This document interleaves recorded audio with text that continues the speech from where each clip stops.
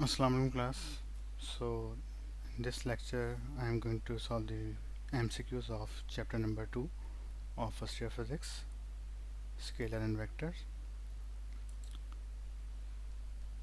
So these are the MCQs of chapter number 2. इससे पहले मैं आपको एक बात दोबारा बता दूं कि ये एक फिजिक्स का चैनल है जो कि सेकेंड ईयर न्यूमेरिकल्स के लिए मौजूद है। इससे आपको सेकेंड ईयर के जितने भी न्यूमेरिकल्स हैं उनके MCQs के सलूशन यहाँ से मिल जाएंगे। इस चैनल पे अगर आप क्लिक करेंगे वजाहत अफजाल नाम से मौजूद है। इसमें ऑलमोस्ट 45 लेक्चर्स हैं जिसमें BIK के पास 40 ईयर्स के न्यूमेरिकल्स मौजूद हैं, चैप्टर 11 से लेकर चैप्टर 12 तक। सो इसको सब्सक्राइब कर लीजिएगा, ये आपके सेकेंड ईयर में बहुत ज़्यादा काम आएगा। फर्स्ट ईयर के फ़िलहाल सिर्फ जो है मैं MCQs की वीडियोस या लेक्चर्स बना के आपको शेयर कर रहा हूँ, जो कि टीचर्स आपसे शेयर कर लेंगे। जैसे एक लेक्चर चल रहा है, इस लेक्चर पे अगर आप क्लिक करके देखें तो यहाँ पे यूट्यूब के इस पे क्लिक करेंगे तो इनकी डिस्क्रिप्शन ज़रूर देख लीजिएगा। ये ड्राइव मौजूद है, इस ड्राइव पे अगर आप क्लिक करेंगे तो यहाँ पे आपको फर्स्ट ईयर फिर इसके सारे इम्पॉर्टेंट 2021 के और मज़ीद आगे जो ईयर्स आते आएंगे उसके भी मिल जाएंगे। फर्स्ट ईयर न्यूमेरिकल्स की सारी वर्कशीट्स, न्यूमेरिकल शीट्स ये सब अवेलेबल हैं यहाँ पे, और MCQs। तो यहाँ फर्स्ट ईयर के जो MCQs मैं आपको सॉल्व करा रहा हूँ वो भी मौजूद हैं। इसके अलावा सेकंड ईयर के टॉपिक वाइज एंड BI के पास पेपर सारे यहाँ पे मौजूद हैं। Okay class, now I am coming back towards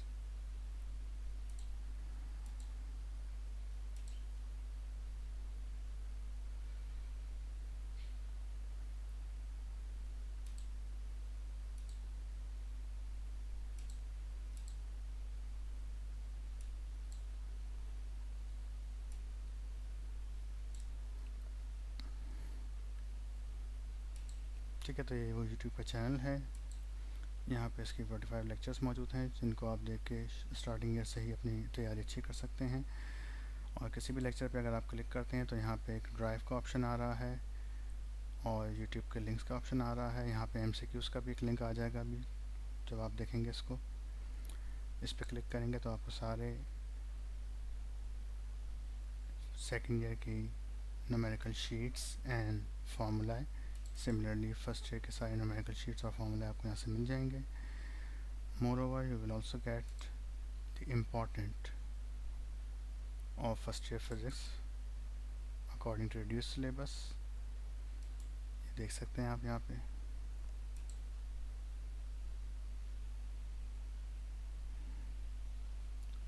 ये फर्स्ट ईयर के हमारे पास जो इम्पॉर्टेंट क्वेश्चंस हैं वो गिवन हैं। अगर इनकी आप तैयारी कर लें तो फिर आपका प्रीलिम का पेपर और बोर्ड का पेपर आराम से हो सकता है। डॉपलर इफेक्ट के दोनों केसेस आपने source moving towards and source moving away and listener moving towards the source and listener moving away दोनों करने होंगे।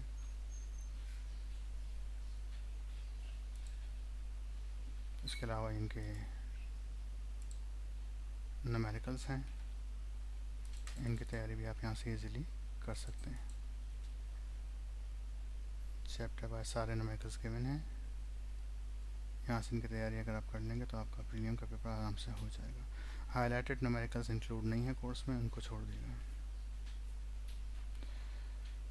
Okay, now I am coming towards the MCQs।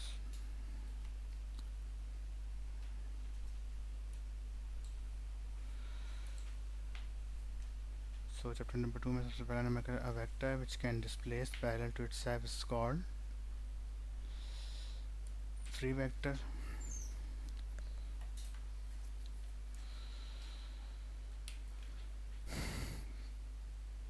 एक वेक्टर जो है वो फ्री वेक्टर के तौर पे एक्ट हो सकता है अगर आप उसको पैरेलल कहीं भी मूव कर लें। जैसे वेक्टर ए को अगर मैं यहाँ पे मूव करके लिया हूँ तो ये अपने इस वेक्टर के साथ क्या है, पैरेलल भी रहेगा और फ्री भी रहेगा। इसको मैं यहाँ पर लिया हूँ बाय चेंजिंग विदाउट चेंजिंग इस डायरेक्शन एंड लेंथ। अगर मैं इसकी लेंथ और डायरेक्शन चेंज ना करूँ तो ये वेक्टर कैसे एक्ट कर रहा है? Act as a free vector. तो हर वेक्टर फ्री वेक्टर के तौर पे एक्ट कर सकता है अलावा पोजीशन के, क्योंकि पोजीशन वेक्टर ओरिजिन से ड्रॉ होता है उसकी। ठीक है। अ vector which specify the direction of a given vector only is called unit vector. वो वेक्टर जो किसी वेक्टर की डायरेक्शन को स्पेसिफाई करता है उसे हम क्या कहते हैं? यूनिट वेक्टर कहते हैं।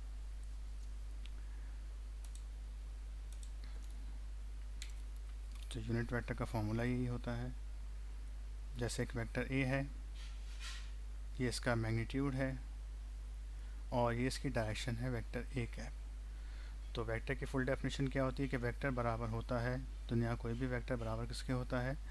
अपने ही magnitude multiply by its direction. तो वेक्टर ए अगर आप लिखते हैं तो ये बराबर हो जाएगा its magnitude and its direction unit vector U cap. तो ये कहलाता है यूनिट वेक्टर, जो किसी भी वेक्टर की पर्टिकुलरली डायरेक्शन हमें बताता है। A vector whose magnitude is equal to 1 given and direction is called unit vector। जो यूनिट वेक्टर एक ऐसा वेक्टर होता है जो कि डायरेक्शन बताता है, इसके अलावा इसका मैग्नीट्यूड जो है वो 1 आता है। इस पर न्यूमेरिकल भी आते हैं कि कोई भी ऐसा वेक्टर हो, अगर किसी वेक्टर का मैग्नीट्यूड किसके बराबर आ जाए? 1 के बराबर आ जाए, यानी कि ए कैप का मैग्नीट्यूड कितना आता है? 1। तो वो वेक्टर क्या कहलाता है? Unit vector. अब आपके पास कोई भी वेक्टर है ए, इसकी कुछ भी वैल्यू है, मिसाल के तौर पे 2i cap 3j cap plus k cap या 2j कैप और प्लस k कैप। तो इस वेक्टर को अगर हम इस तरह से लिखना चाहें,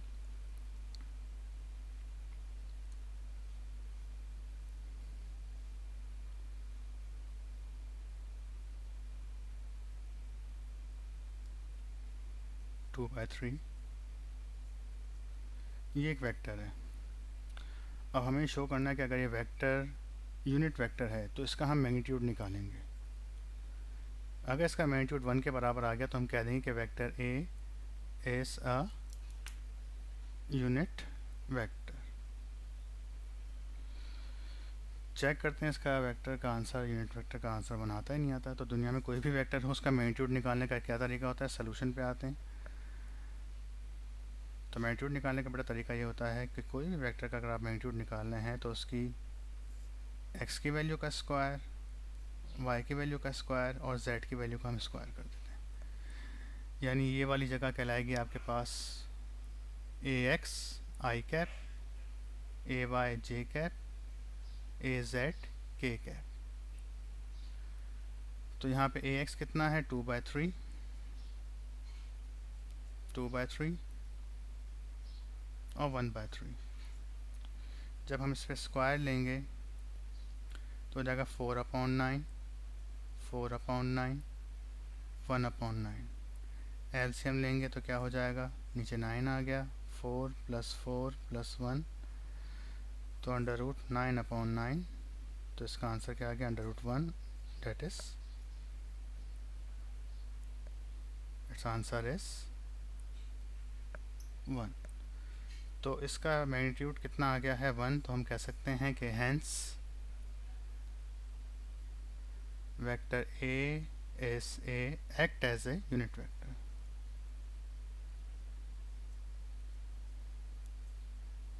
ठीक है, इस पर न्यूमेरिकल भी आ चुके हैं पास पेपर्स में।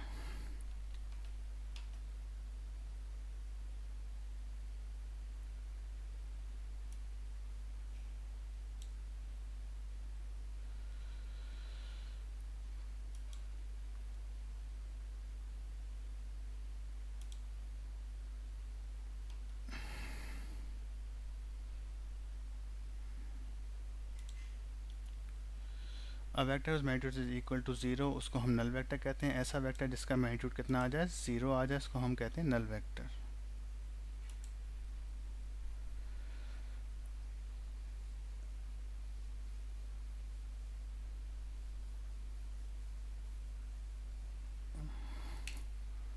तो अगर किसी वेक्टर का अगर मैग्नीट्यूड जो है वो कितना आ जाए, 1 आ जाए, तो वो यूनिट वेक्टर कहलाता है। और यूनिट वेक्टर को हम कैप से रिप्रेजेंट करते हैं, उसके ऊपर कैप लगा देते हैं, ए कैप। और अगर किसी वेक्टर का मैग्नीट्यूड 0 आ जाए तो वो वेक्टर क्या कहलाता है, null vector.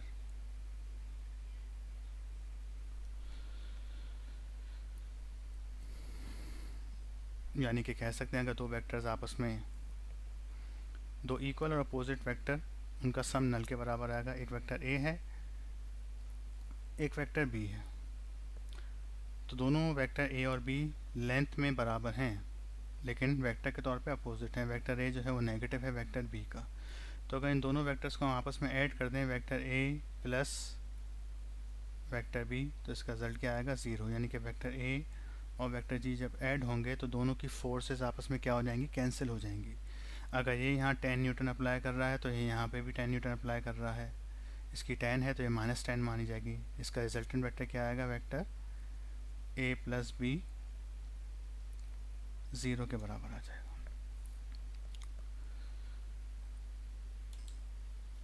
A vector which represent the position of a given point in the space, इसको हम पोजीशन वेक्टर कहते हैं। वो वेक्टर जो 3D स्पेस में किसी वेक्टर की पोजीशन को लोकेट करे और ओरिजिन से ड्रॉ हो। जैसे ओरिजिन है आपके पास x, y, z, Cartesian coordinate system कहते हैं इसको हम, और इनका ये पॉइंट जो है वो ओरिजिन कहलाता है 0। तो एक वेक्टर जो कि ओरिजिन से ड्रॉ हो किसी पॉइंट P तक, तो यहाँ पे इसके जो कोऑर्डिनेट्स बनेंगे, इसको हम पॉइंट P कह रहे हैं। इसका x का कोऑर्डिनेट ये है, y से इसकी पोजीशन इतनी है, और z से पोजीशन इतनी आ रही है, तो ये इसके कोऑर्डिनेट्स हो जाएंगे x, y एंड z। तो ये वेक्टर r कहलाता है, इसको हम कहते हैं position vector.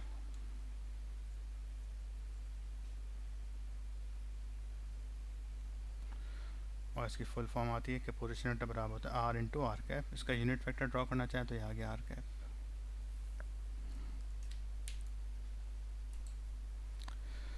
If a vector is divided by its magnitude, the vector is obtained is called unit vector।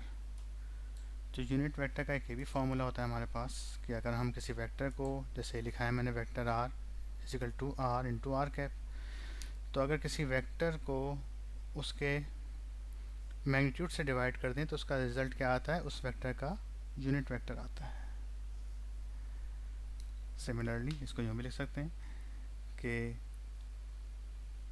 Vector A divide by its magnitude. Magnitude को लिखने का ये भी तरीका होता है, मैग्नीट्यूड को आप यूँ भी लिख सकते हैं और सिंपल वेरिएबल से भी लिख सकते हैं।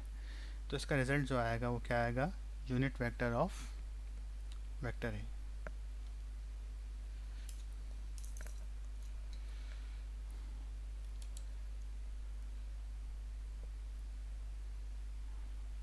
If unit vectors I, j, k are called rectangular unit vector because they are perpendicular, क्योंकि ये सब क्या होते हैं, आपस में perpendiculars होते हैं।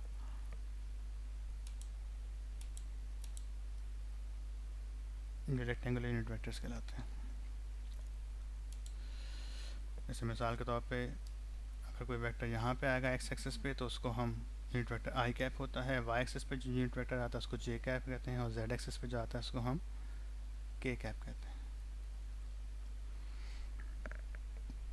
इन तीन डायरेक्शन में कोई अगर वेक्टर आता है तो उसके यूनिट वेक्टर फिक्स्ड है। x एक्सिस में i कैप, y में j कैप, z में k कैप। और इनके अलावा अगर आता है तो फिर वहाँ पे हम उसको वेरिएबल का नाम देते हैं। जैसे वेक्टर r यहाँ जा रहा है तो इसका हमने यूनिट वेक्टर r कैप कर दिया।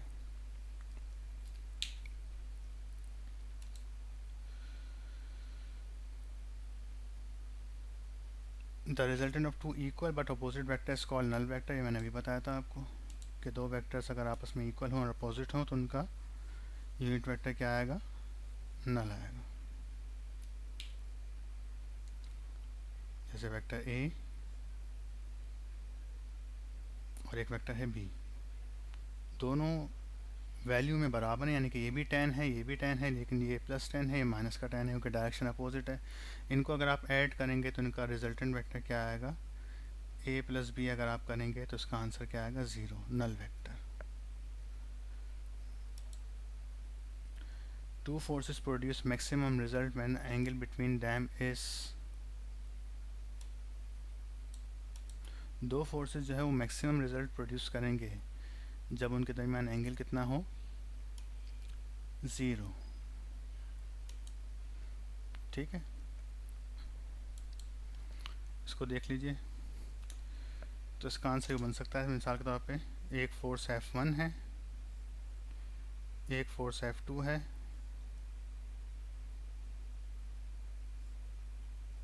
एक फोर्स F3 है,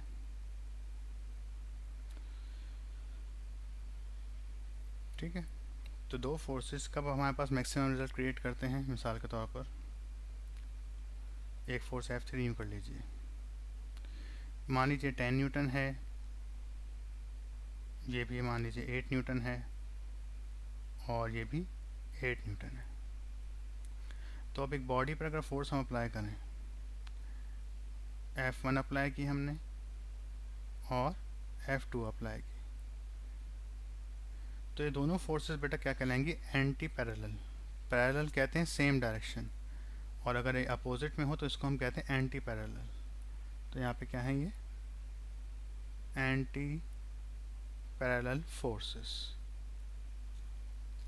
अपोजिट फोर्सेस को एंटी पैरेलल कहते हैं, यानी कि F1 is anti parallel to F2। इसमें थीटा कितना हो जाता है, 180 डिग्री। जब हम इनको यूँ ड्रॉ करेंगे कि F1 यहाँ जा रही है, F2 यहाँ जा रही है, तो एंगल कितना हो गया इनके दरमियान, थीटा 180 डिग्री। तो इनका रिजल्ट क्या आएगा कि 10 है और ये कितनी है, 8 है। तो बॉडी कहाँ मूव करेगी, राइट पर मूव करेगी। कितनी फोर्स से मूव करेगी, आपको पता है 2 न्यूटन से मूव करेगी, क्योंकि 8 को 10 में से 8 क्या है, माइनस हो जाएंगे कि फोर्सेस अपोजिट हैं। तो इसका रिजल्ट क्या आ रहा है, कम आ रहा है। मैक्सिमम रिजल्ट चाहिए हमें। अब अगर यही दोनों फोर्सेस आपस में क्या हो जाए, पैरेलल हो जाए, तो पैरेलल फोर्सेस में क्या होगा कि यही एक बॉडी है जिसका मास m है, इस पर एक फोर्स लगी F1 और एक और फोर्स लगी, इसको हमने F3 कहा था, जो कि 8 न्यूटन की है। तो ये वाली फोर्स भी राइट साइड पे है और ये वाली फोर्स भी राइट साइड पे, तो दोनों फोर्स एक दूसरे को क्या करेंगे, सपोर्ट करेंगी। इनके रिजल्ट्स आपस में ऐड हो जाएंगे, तो बॉडी जिस रफ्तार से मूव करेगी, ये रिजल्टेंट फोर्स जो आएगी इसका वेक्टर बड़ा ड्रॉ होगा, जो कि F2 और F3 का कॉम्बिनेशन होगा। तो यहाँ पर दोनों फोर्सेस सेम डायरेक्शन में, तो इनका थीटा कितना हो जाएगा, 0 डिग्री। तो यहाँ पर क्या हो रही है, मैक्सिमम रिजल्ट मिल रहा है, मैक्सिमम फोर्स एक्ट कर रही है। ओके, तो आंसर हो जाएगा इसका 0 degree. Two forces 5 Newton 7 Newton act at a point which result is not possible. तो कौन सा रिजल्ट पॉसिबल नहीं है, ये बहुत अच्छा सवाल है, ये अक्सर आ जाता है एग्जाम में, कि दो फोर्सेस जब एक्ट कर रही हैं 5 न्यूटन 7 न्यूटन, तो इनके जो आंसर्स हैं वो इन दोनों फोर्सेस के बिटवीन आते हैं, या तो ग्रेटर आएंगे या इनके बिटवीन आएंगे, लेकिन इससे लेस नहीं आ सकते।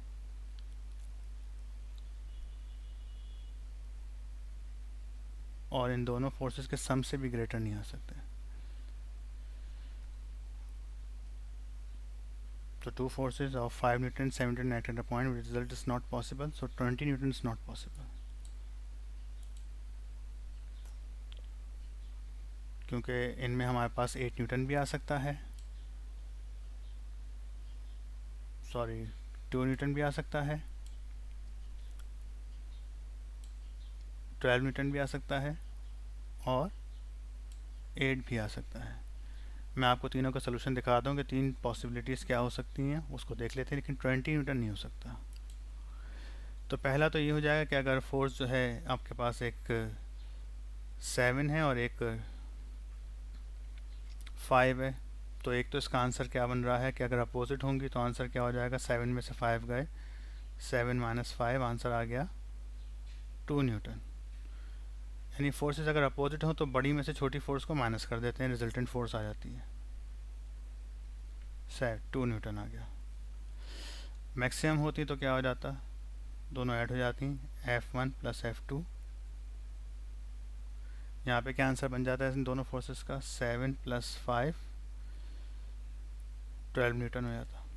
तो दो आंसर तो पॉसिबल हैं, 12 न्यूटन भी हो सकता है, 2 न्यूटन भी हो सकता है। तीसरा आंसर इनके बिटवीन होता है कि अगर ये दोनों फोर्सेस कोई एंगल थीटा बना रही हों या 90 डिग्री एंगल बना रही हूँ तो वो इनके दरमियान एंगल आ जाएगा। तो जो इनके आंसर आते हैं इन दोनों, यानी कि मैक्सिमम, ये मैक्सिमम फोर्स और ये मिनिमम फोर्स,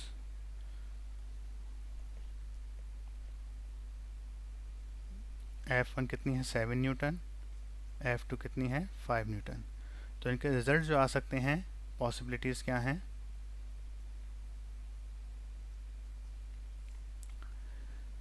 कि या तो रिजल्ट का जो आंसर आएगा आपके पास वो क्या आ जाएगा,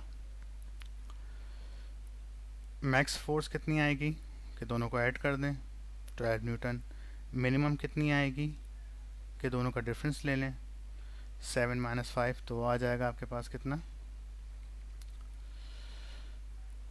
2 न्यूटन। और तीसरा आंसर इनके बिटवीन आ सकता है कि अगर फोर्सेस आपस में क्या हो, परपेंडिकुलर हो। थर्ड फोर्स जो है वो बिटवीन मैक्स एंड मिनिमम, अगर F1 परपेंडिकुलर हो F2 से तो वहाँ पे हम ये फॉर्मूला लगा देते हैं, या कोई एंगल बना रही हूँ,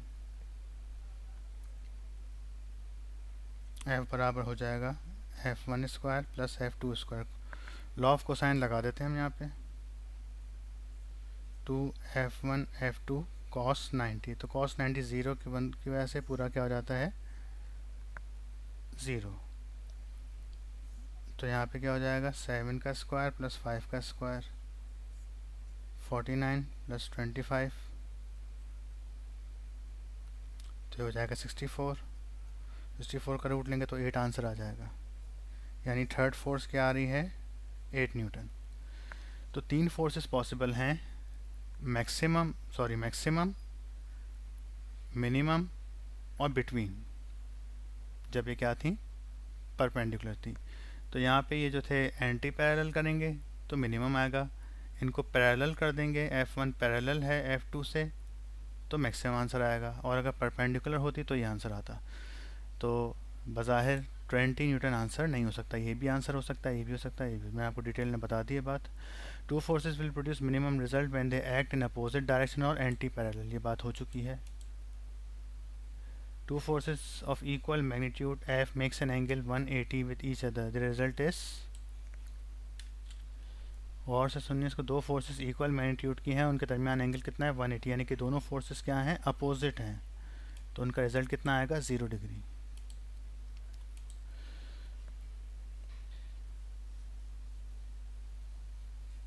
ठीक है, सवाल में कह रहे हैं दो फोर्सेस जो है वो इक्वल एंड अपोजिट हैं, यानी इनके दरमियान एंगल कितना है 180।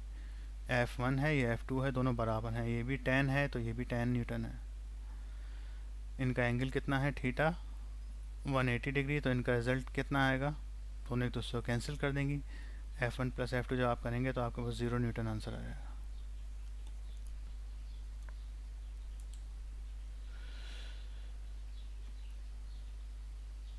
जी,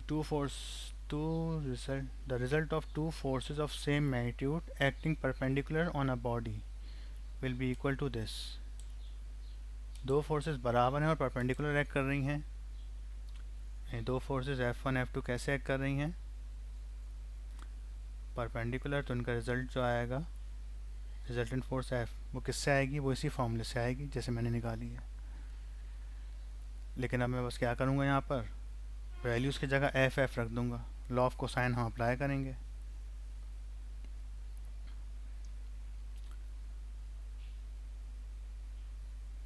यानी इस सवाल में कहना है कि F1 भी आपके पास F है, F2 भी F है, तो F1 की जगह भी F स्क्वायर, F2 की जगह भी F स्क्वायर, और 2F1 F2 cos 90, क्योंकि एंगल 90 है दोनों के दरमियान, तो cos 90 ज़ीरो होता है, तो क्या हो जाएगा 2F स्क्वायर।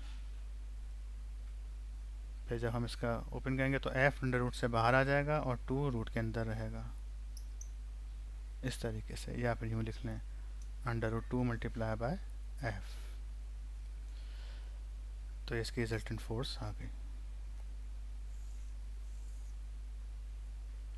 इसको 1.41 भी लिख सकते हैं हम F।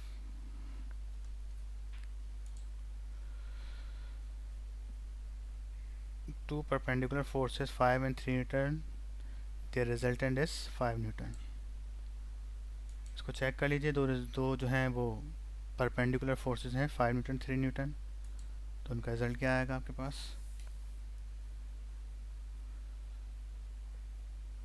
इसी फॉर्मूले से कर रहा हूँ दोबारा मैं इसको। दो फोर्सेस जो हैं वो कितनी हैं? 5 न्यूटन है और 3 न्यूटन है, दोनों क्या हैं? परपेंडिकुलर हैं। तो 3 स्क्वायर प्लस 5 स्क्वायर कर दीजिए, 9 प्लस 25,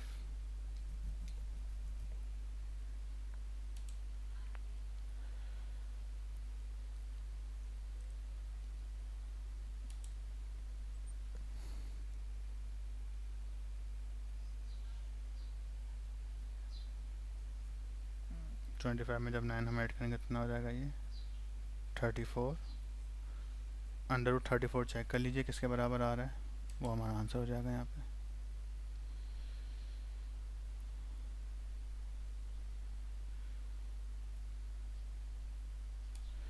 आई थिंक इसका जो है वो वैल्यू 4 होगी। यहाँ कुछ मिसप्रिंटिंग हुई है, इसकी वैल्यू होगी 4।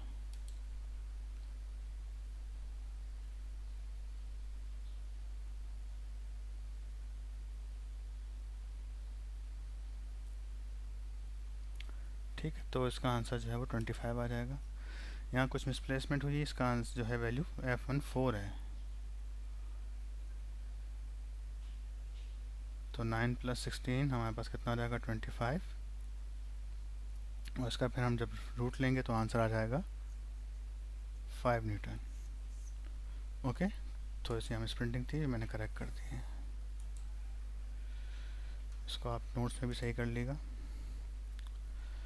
To forces of 5 newton 10 newton at an point which result is not possible. तो आई थिंक ये अब आप खुद ही बता सकते हैं कि 5 और 10 में से अगर अपोजिट करें तो 5 न्यूटन बचेगा आंसर। तो आंसर जो है वो 5 और जमा करें तो 15, यानी कि 6 न्यूटन भी हो सकता है, 9 भी हो सकता है, 13 इनके बिटवीन आ रहे हैं, लेकिन 4 न्यूटन नहीं हो सकता। 4 न्यूटन जो है इसके मिनिमम आंसर से भी कम आ रहा है। इसका मिनिमम आंसर 10 में से 5 गए तो 5 बचे, तो 5 न्यूटन मिनिमम हो सकता था, लेकिन 4 न्यूटन की पॉसिबिलिटी नहीं है। स्केलर डॉट प्रोडक्ट पे आते हैं। The dot product of a unit vector I and J is 0।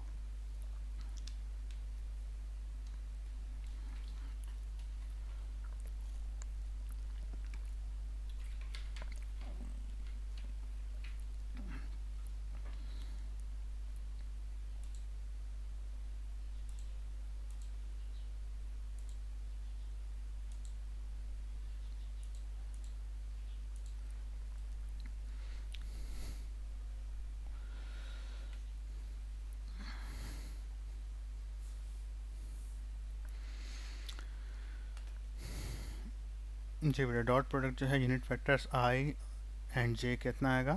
0 के बराबर आएगा। तो डॉट प्रोडक्ट में हमारे पास जो फॉर्मूला होता है A डॉट B, वो बराबर किसके होता है? पहले वेक्टर का मैग्नीट्यूड मल्टीप्लाई बाय दूसरे वेक्टर का मैग्नीट्यूड और cos of theta between them. Theta जो है वो एंगल होता है बिटवीन A एंड B, इन दो वेक्टर्स के दरमियान बनने वाला एंगल। तो अगर वेक्टर A और B इस तरीके से हैं,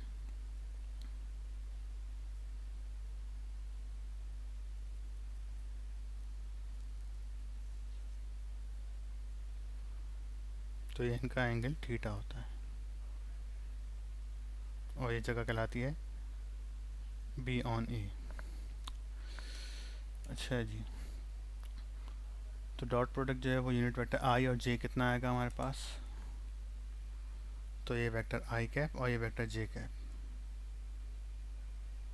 इनके दरमियान एंगल कितना है? 90, और cos 90 ज़ीरो होता है। तो अगर हम A डॉट B का फॉर्मूला अप्लाई करें I डॉट J पर, I डॉट J कैसे ओपन होंगे? पहले I का मैग्नीट्यूड, फिर J का मैग्नीट्यूड, फिर cos 90, और cos 90 ज़ीरो क्या से, किसी भी यूनिट वेक्टर का मैग्नीट्यूड 1 हो गया, j का भी मैग्नीट्यूड 1 हो गया, cos 90 ज़ीरो, तो आंसर क्या आ गया, zero.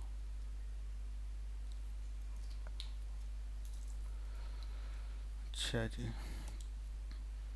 if a dot b is equal to 0 where a is not 0 and b is not 0 then vectors are, अगर दो वेक्टर्स का डॉट प्रोडक्ट जो है वो ज़ीरो आ रहा है तो वो दोनों वेक्टर्स क्या होते हैं, आपस में परपेंडिकुलर होंगे, क्योंकि कह रहे हैं कि वैल्यू ए भी ज़ीरो नहीं है और बी भी ज़ीरो नहीं है। तो तीसरी पॉसिबिलिटी जो हमारे पास बचती है वो क्या बचती है कि इनका एंगल ज़ीरो होगा, एंगल 90 होगा, जिसको अभी हमने सॉल्व किया है कि अगर दो वेक्टर्स के दरमियान एंगल 90 हो तो उनका डॉट प्रोडक्ट कितना आता है, ज़ीरो। बज़ाहिर वेक्टर ए और बी ज़ीरो नहीं है, तो इसको हम यूँ भी सॉल्व कर सकते हैं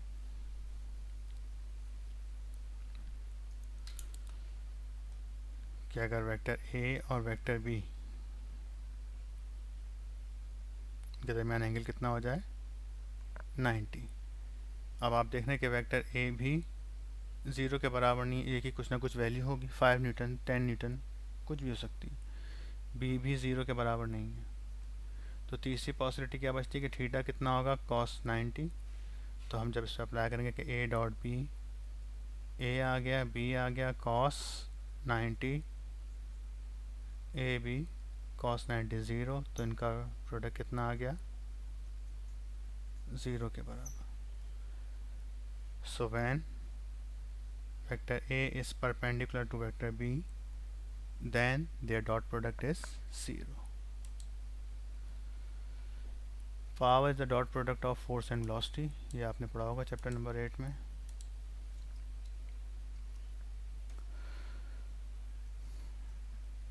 पावर जो है वो वर्क अपॉन टाइम के बराबर होता है। वर्क का फॉर्मूला क्या होता है, force dot displacement upon time. तो डिस्प्लेसमेंट अपॉन टाइम को हम जो है वो वेलोसिटी से रिप्लेस कर देते हैं, तो पावर बराबर आ गया एफ डॉट, और पावर एक स्केलर क्वांटिटी है।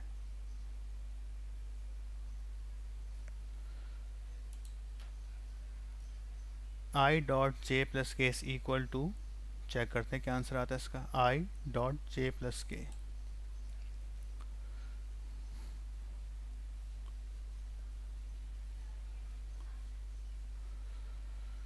तो सवाल है हमारे पास आई डॉट जे प्लस के।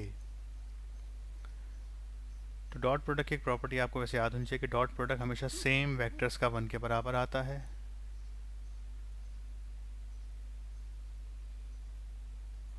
और डिफरेंट वेक्टर्स का, यानी कि आई आप के का निकाल लें, आई जे निकाल लें, जे का के साथ निकाल लें, या के का आई के साथ निकाल लें, इन सब का रिजल्ट क्या आता है, ज़ीरो। सेम वेक्टर्स का 1 आता है और डिफरेंट वेक्टर्स का क्या आता है, डॉट प्रोडक्ट में डॉट प्रोडक्ट ज़ीरो के बराबर आता है। तो पहले आई जो है वो इससे मल्टीप्लाई होगा, फिर इससे मल्टीप्लाई होगा, तो आई डॉट जे प्लस फिर आई मल्टीप्लाई होगा के से, तो आई डॉट के। तो आई डॉट जे में भी अगर हम इसको डॉट प्रोडक्ट से ओपन करें, ये रहा आई, ये रहा जे,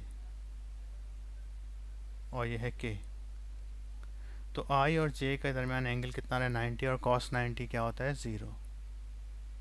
तो अगर मैं इनको डिटेल में ओपन करूं प्रॉपर्टी अप्लाई किए बगैर, आई डॉट जे कैसे ओपन होगा, आई का यूनिट वेक्टर, जे का यूनिट वेक्टर, और इनके दरमियान cos 90, फिर बारी आएगी इसकी, आई यूनिट वेक्टर का मैग्नीट्यूड, के का मैग्नीट्यूड, cos 90, अगेन cos 19 को क्या कर देगा, ज़ीरो कर देगा, तो इनका रिजल्ट कितना आ जाएगा, ज़ीरो।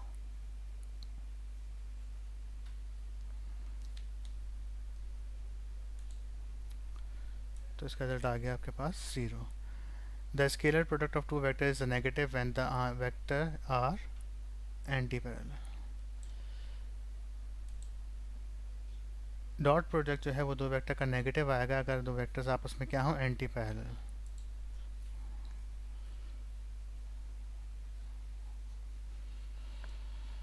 फॉर एग्जांपल एक हमारे पास वेक्टर ए है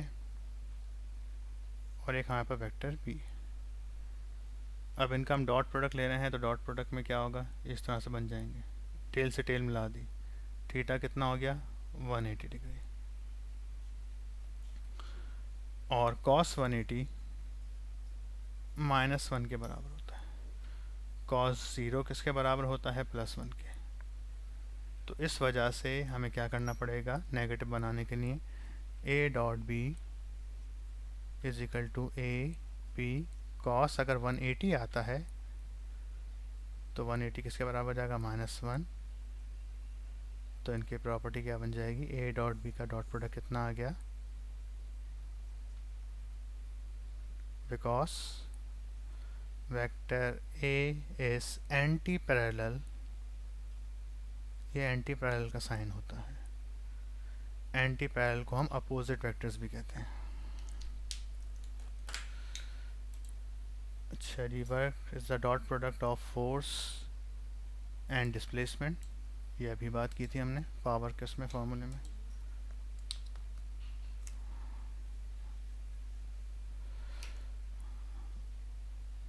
तो पावर में हमारे पास फोर्स वर्क जो है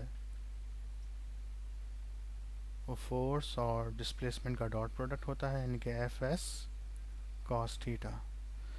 एफ एस लिख लें या एफ डी लिख लें, मर्जी आपकी अपनी।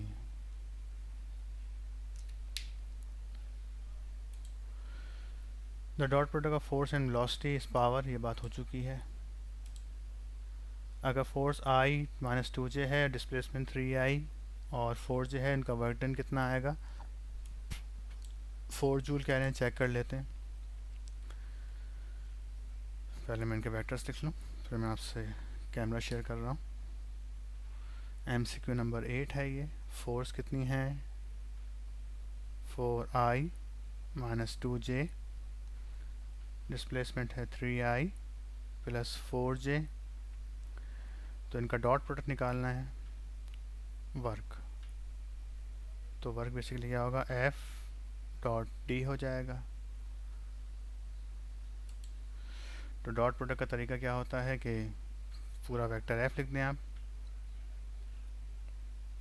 ये आगे जगह वेक्टर F की, डॉट ये आगे जगह वेक्टर D की। तो ये है 4i -2j, ये है 3i + 4j।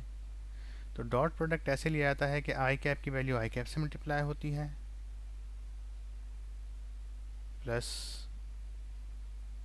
जे कैप की वैल्यू जे कैप से मल्टीप्लाई होती है, और के कैप की वैल्यू के कैप से होती है। लेकिन के यहाँ पे नहीं है, तो हम के कैप को फिलहाल 0 0 रख देंगे। अच्छा जी, अब वेक्टर फोर्स का कोफिशिएंट क्या है, इसका आई इसके आई से मल्टीप्लाई होगा, इसका जे इसके जे से मल्टीप्लाई होगा, और अगर के होता तो के से के मल्टीप्लाई होता। तो आई का एक कोफिशिएंट 4 है, 4 आ गया, एक कोफिशिएंट 3 है, 3 आ गया। फिर जे पर आते हैं, जे का एक कोफिशिएंट है -2, और यहाँ पे कितना है 4, के नहीं है तो के में 0 0 रख दिया, तो इसका आंसर आ गया 0 के कैप। अब 4 3 12, आई डॉट आई 1 के बराबर होता है, ये किसके बराबर हो जाएगा, I dot I 1, J dot जे भी 1 के बराबर हो जाएगा। तो 4 2 8, तो यहाँ पे आ जाएगा -8 + 0, तो क्या बचेगा 4,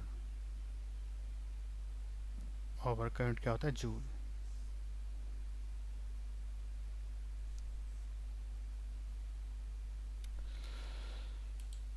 ठीक है जी, 4 जूल आंसर आ गया। Power is equal to force, ये वाला आंसर है इसका। If the unit vector I and J are perpendicular, तो इनका डॉट प्रोडक्ट 0 आएगा बिल्कुल, और आई और जे तो परपेंडिकुलर ही होते हैं, बहुत ही सिंपल सी बात है। The projection of vector A on to B, हाँ ये अच्छा सवाल है, इसको हमें थोड़ा सा डिटेल में सॉल्व करना पड़ेगा। इसको मैं बताता हूँ, उससे पहले करा दूँ। The magnitude of K dot J dot I is equal to 0।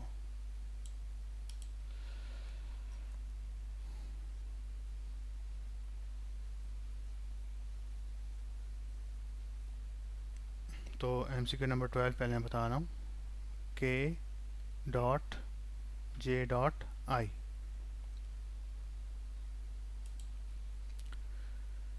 तो पहले जे डॉट आई को सॉल्व कर लें। जे डॉट आई किसके बराबर होगा, देख सकते हैं आप।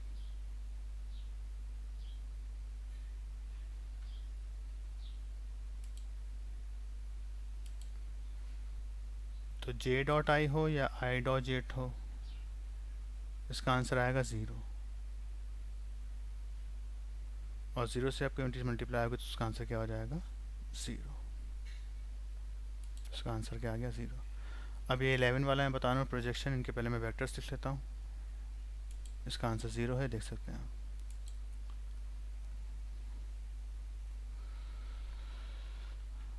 तो 11 में वेक्टर ए हमारे पास है 3i minus 6j plus 2k।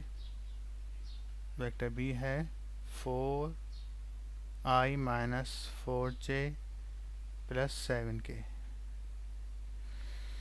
अब कह रहे हैं आपने निकालना है projection of vector A on to B.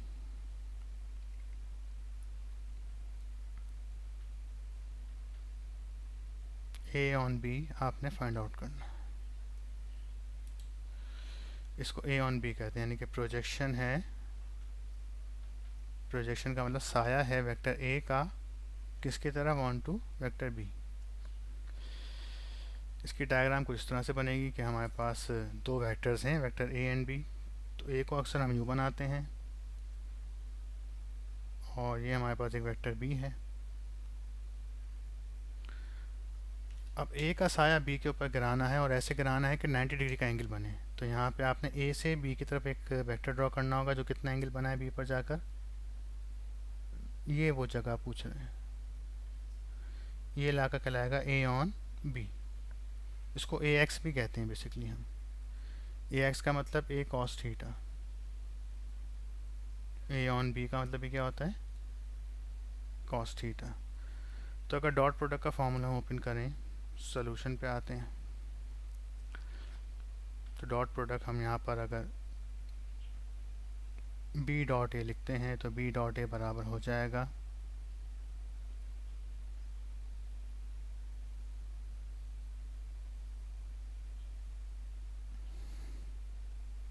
A dot B का फॉर्मूला क्या होता है, A on B multiply by B. तो हमें ए ऑन बी निकालने के क्या करना होगा कि ए डॉट बी को किससे डिवाइड करना होगा, बी से डिवाइड करना होगा, तो हमें ए ऑन बी मिल जाएगा। ये क्वेश्चन नंबर 1 हो गई हमारी। पूरा न्यूमेरिकली पूछ लिया इन लोगों ने यहाँ पे।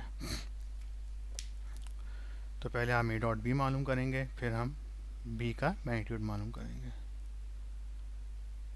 ओके,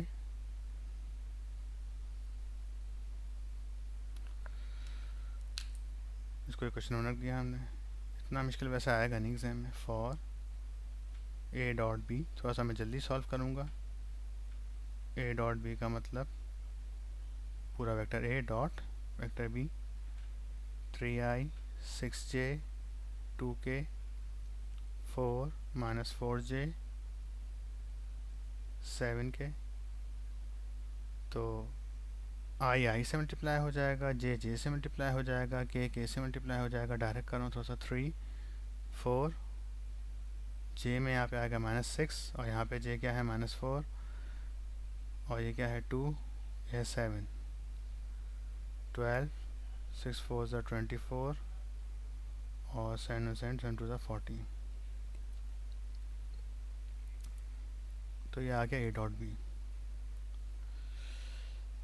कितना बन रहा है ये, 4 4 8 10 1 2 3 4 5 50 आ रहा है तकरीबन।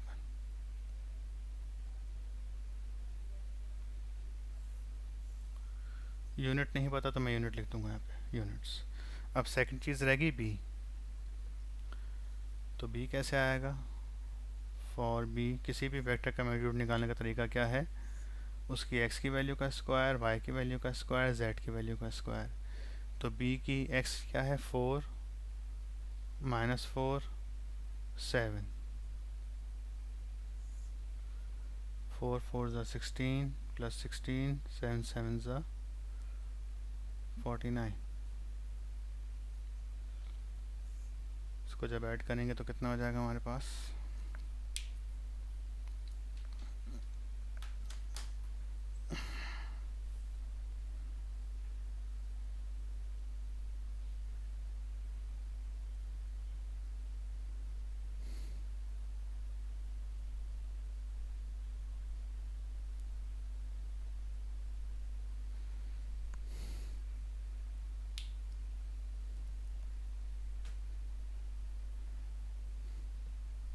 ये आ रहा है 81, इसका जब रूट लेंगे तो 9 9 81 होता है, तो b बराबर आ जाएगा 9 के। इन्हें जब इक्वेशन 1 में रख देंगे तो क्या बन जाएगा 50/9। थोड़ा सा लेंदी न्यूमेरिकल था, पूरा 4 मार्क्स का न्यूमेरिकल पूछ लिया यहाँ पे। इतना मुश्किल न्यूमेरिकल एमसीक्यू नहीं आएगा एग्जाम में बहरहाल। आई थिंक ये मैंने ही ऐड कर दिया था बच्चों को कंफ्यूज करने के लिए। 50/9, इसी बहाने आपकी प्रैक्टिस भी हो गई। ओके, नाउ वेक्टर प्रोडक्ट पे हम आ रहे हैं, वेक्टर और क्रॉस प्रोडक्ट के न्यूमेरिकल्स पे आ रहे हैं।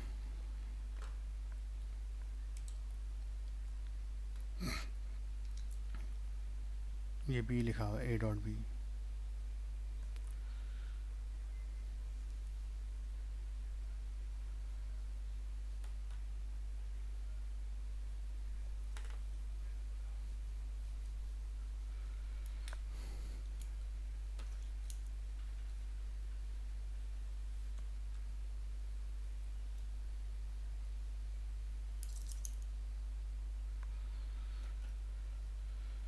तो क्रॉस प्रोडक्ट में हमारे पास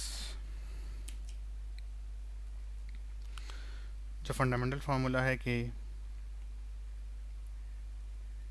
a क्रॉस b बराबर किसके होता है,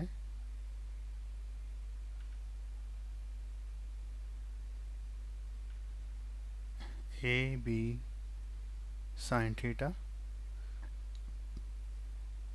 a क्रॉस b का मैग्नीट्यूड और उसका यूनिट वेक्टर, जिसको हम c कैप से रिप्रेजेंट करते हैं।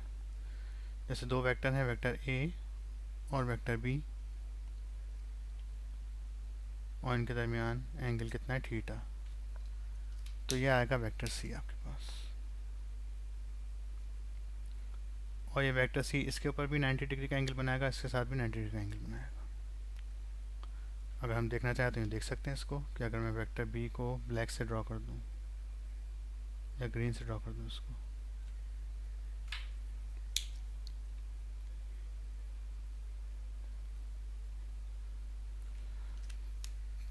तो ये वेक्टर a है, ये वेक्टर b है। तो जब वेक्टर a की डायरेक्शन को हम b की तरफ मूव करते हैं, राइट हैंड रूल अप्लाई करते हैं यहाँ पे, कि a की डायरेक्शन वेक्टर राइट हैंड को रख लिया और उसको कहाँ मूव किया, b की तरफ, तो ये थंब किसको शो कर रहा है, वेक्टर c को, इस तरीके से। ओके, तो ये वेक्टर c देख सकते हैं कि इससे भी 90 है और इसके साथ भी 90 है। तो a को b की तरफ मूव करेंगे, वेक्टर c आ जाएगा।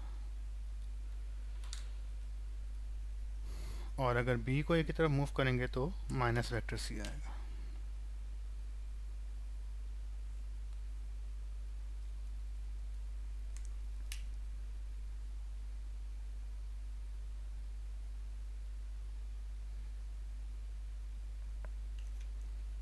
अब जो आएगा वो माइनस वेक्टर c होगा। तो a क्रॉस b का एक फार्मूला ये है आपके पास। दूसरा फार्मूला हो जाता है कि a क्रॉस b बराबर होता है, ये वैल्यू बराबर होती है किसके, ए बी साइन थीटा के, और इसकी डायरेक्शन में यूनिट वेक्टर भी होता है इसका c कैप, यहाँ पे भी आ जाएगा ये c कैप, ये आता है माइनस c कैप। इसको मैं d लिख रहा हूँ।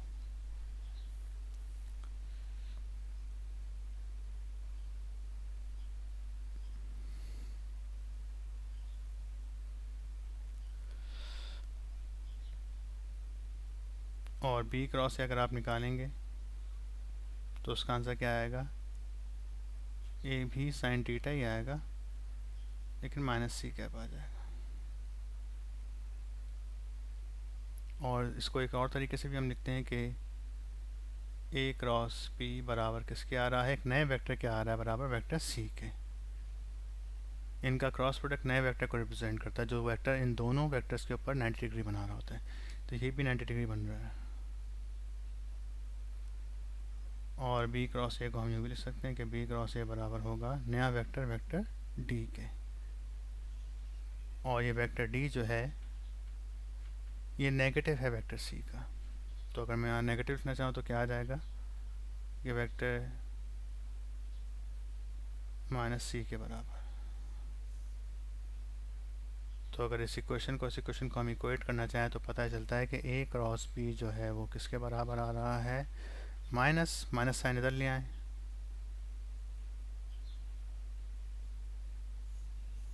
कंपेयर कर लें इसको 1 को और 2 को, तो क्या बन जाएगी कंपेयर करने पे कि ए क्रॉस बी जो है वो माइनस बी क्रॉस ए के बराबर आ रहा है।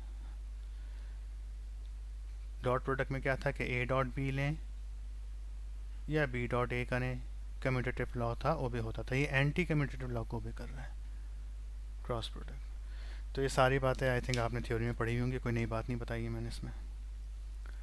अब हम इसके एमसीक्यूज पे आ रहे हैं, इन्हें मैं रब कर रहा हूँ।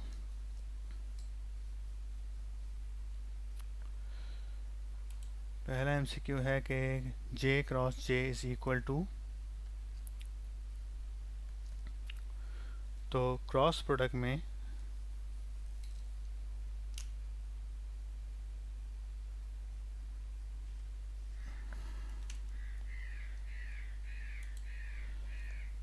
कह रहे हैं जे क्रॉस जे, तो क्रॉस प्रोडक्ट में बेटा हमारे पास आई क्रॉस जे,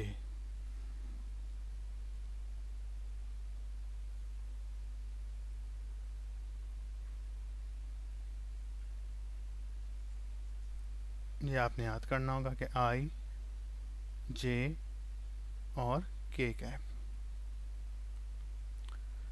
तो इसमें ये होता है बेटा कि जब आप आई जे के जब आप एंटी क्लॉकवाइज घूमते हैं तो आंसर पॉजिटिव आता है।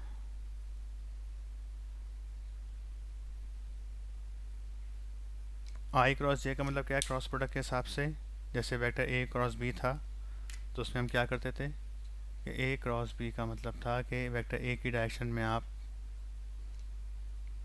अपने राइट हैंड को प्लेस करें और उसको कहाँ मूव कर दें, बी की तरफ, तो थंब शो करेगा आपको आने वाले नए वेक्टर को, जो कि वेक्टर सी होता था। तो ये रहा आई को जब मैं कहाँ मूव करूँगा, जे की तरफ, तो ये क्या आ रहा है, वेक्टर के आ रहा है, क्योंकि एक्सेस इस तरह से एक्स एक्सेस वाई एक्सेस और ये जेड एक्सेस है, तो जेड एक्सेस के ऊपर बाहर की तरफ आ रहा है बोर्ड से। तो आई को जब मैं जे की तरफ मूव करूँगा तो थंब किसको रिप्रेजेंट कर रहा है, के कैप को। सिमिलरली अब अगर मैं जे से के की तरफ आता हूँ, जे यहाँ पर है और के बाहर की तरफ है, जे से के की तरफ आता हूँ तो ये किसको रिप्रेजेंट कर रहा है, आई कैप को। आई से जे गए तो के कैप आया, जे से के कैप करेंगे तो क्या आ जाएगा, आई कैप आ जाएगा। एक साइकिल घूम रहा है, आई से जे से के, अब के से आई की बारी आएगी, तो के से जब हम आई की तरफ हैंड को कर्ल करेंगे तो क्या आ जाएगा, जे कैप। अब ये हमारे पास आई कैप है और ये मान लीजिए क्या है हमारे पास, के कैप।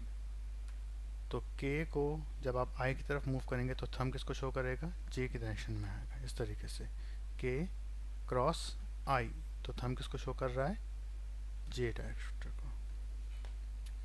तो ये इनके कुछ रिजल्ट्स हैं जो कि आपको याद करने होंगे।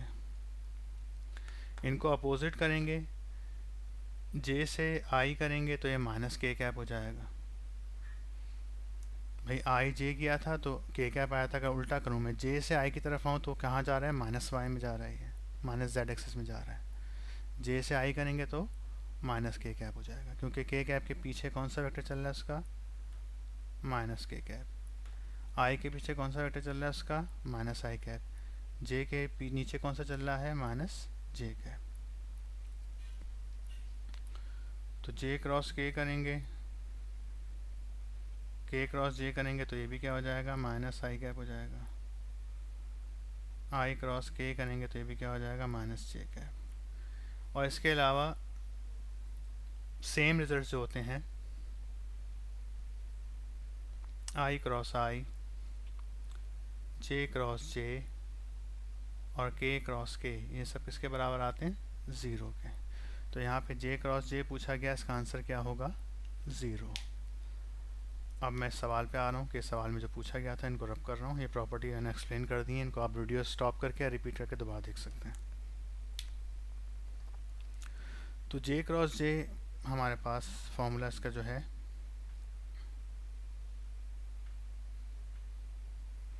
हम फॉर्मूला यूज़ करेंगे, ए क्रॉस बी बराबर होता है A B sine theta into U cap.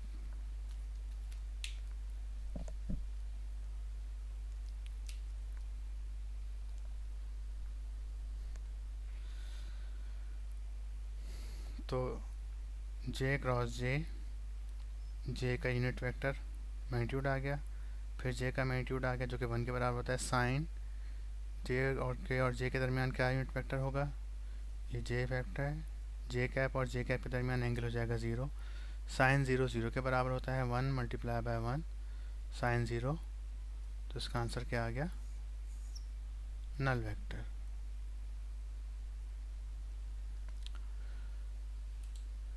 ठीक है, जिसका आंसर क्या आ गया हमारे पास 0। अब सेकंड क्वेश्चन में पूछ रहे हैं कि वेक्टर ए जो है वो ए आई है, बी जो है बी जे है, इनका क्रॉस प्रोडक्ट कितना आएगा, चेक कर लेते हैं।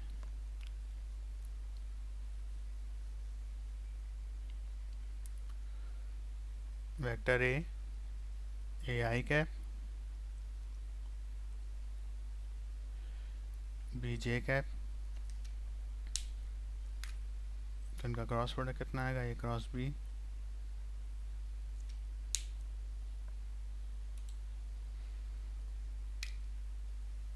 तो क्रॉस प्रोडक्ट ओपन करने का तरीका क्या होता है कि क्रॉस प्रोडक्ट बराबर होता है डिटर्मिनेंट के।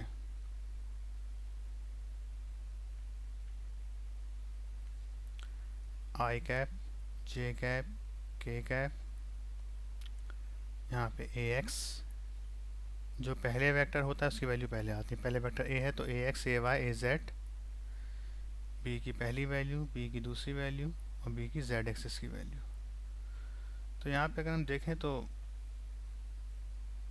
यहाँ पे ए आई है 0 0 0 0, यहाँ पे जे की वैल्यू है और आई कैप 0 है।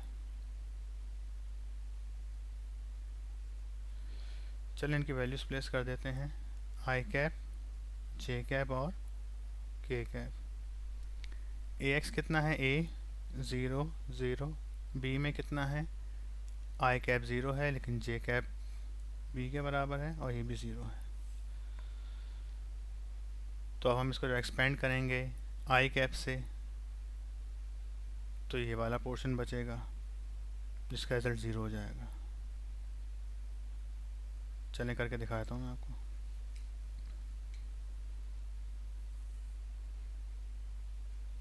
एक्सपेंड, तो हम सबसे पहले जो है रॉ 1 के हिसाब से इसको एक्सपेंड करेंगे। तो आई कैप को जब हम एक्सपेंड करेंगे तो आई कैप की रॉ और कॉलम हट जाएगी, ये बचेंगी 4 चीज़ें। 0 0 बी 0।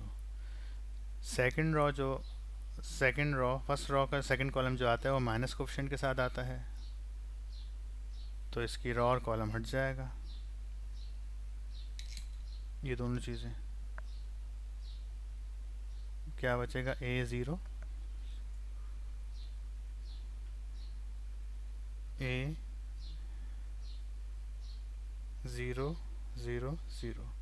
फिर के कैप की बारी आएगी, तो के कैप से जब हम इसको एक्सटेंड करेंगे तो कुछ ना कुछ बचेगा। क्या बच जाएगा, के कैप की रॉ और कॉलम को हटा दीजिए, ये चीज़ें बच रही हैं, ए 0 0 और बी। तो एक्सपेंड करने पर आप देख सकते हैं यहाँ पे भी क्या बन रहा है, आई कैप पहले ये साइड मल्टीप्लाई होती है लेफ़्ट, पहले ये मल्टीप्लाई आता है फिर माइनस के साथ ये मल्टीप्लाई आता है 0 multiply by minus B into 0। फिर जे कैप से भी कर लें तो क्या आएगा, 0 multiply by A minus 0 into 0। के कैप की जब बारी आएगी तो के कैप में क्या होगा, B multiply by A B multiply by 0 into minus 0 into 0। तो बज़ाहिर जो बच रहा है वो क्या बच रहा है, सिर्फ और सिर्फ आई कैप के साथ भी 0 आ रहा है, जे कैप के साथ भी 0 आ रहा है, के कैप के साथ क्या आ रहा है, ए बी। तो ए क्रॉस बी किसके बराबर आ गया, ए बी के कैप।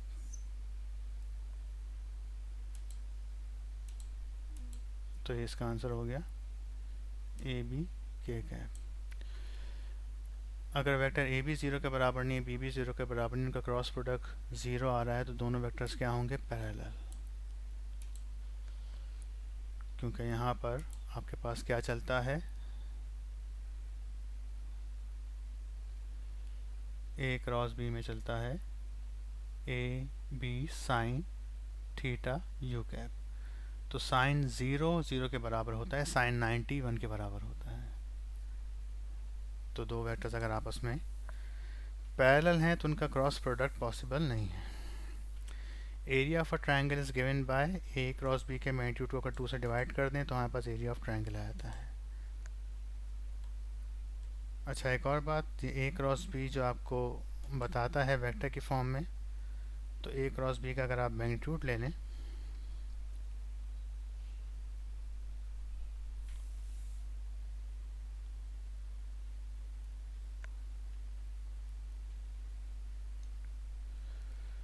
तो ए क्रॉस बी का जो मैग्नीट्यूड होता है वो किसके बराबर आता है, एरिया ऑफ पैरेललोग्राम।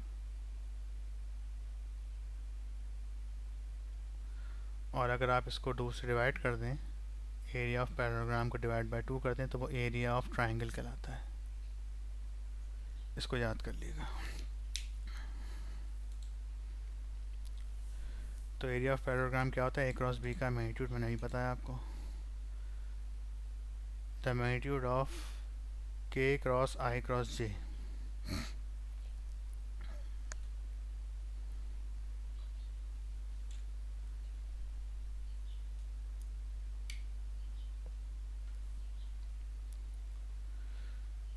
के क्रॉस आई क्रॉस जे।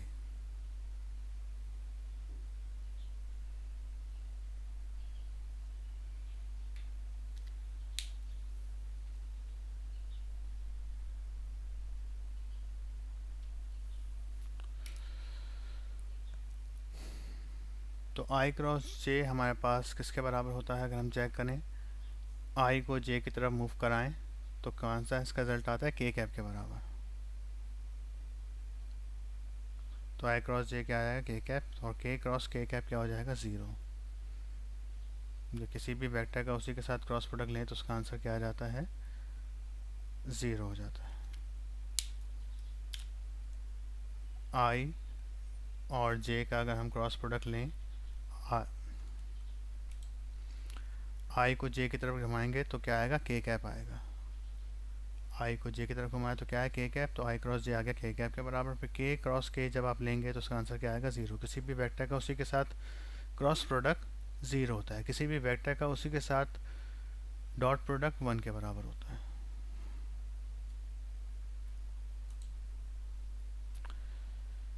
तो इसका आंसर भी क्या हो जाएगा, सॉरी डॉट है, आई थिंक मैंने गलती कर दी।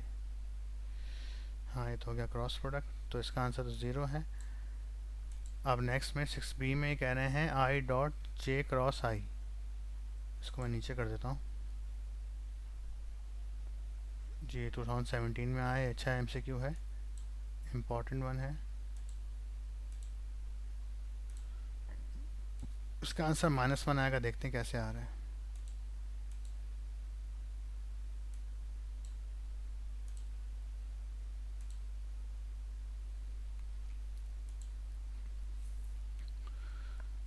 तो ये 6b है। अब यहाँ पे के डॉट आ रहा है।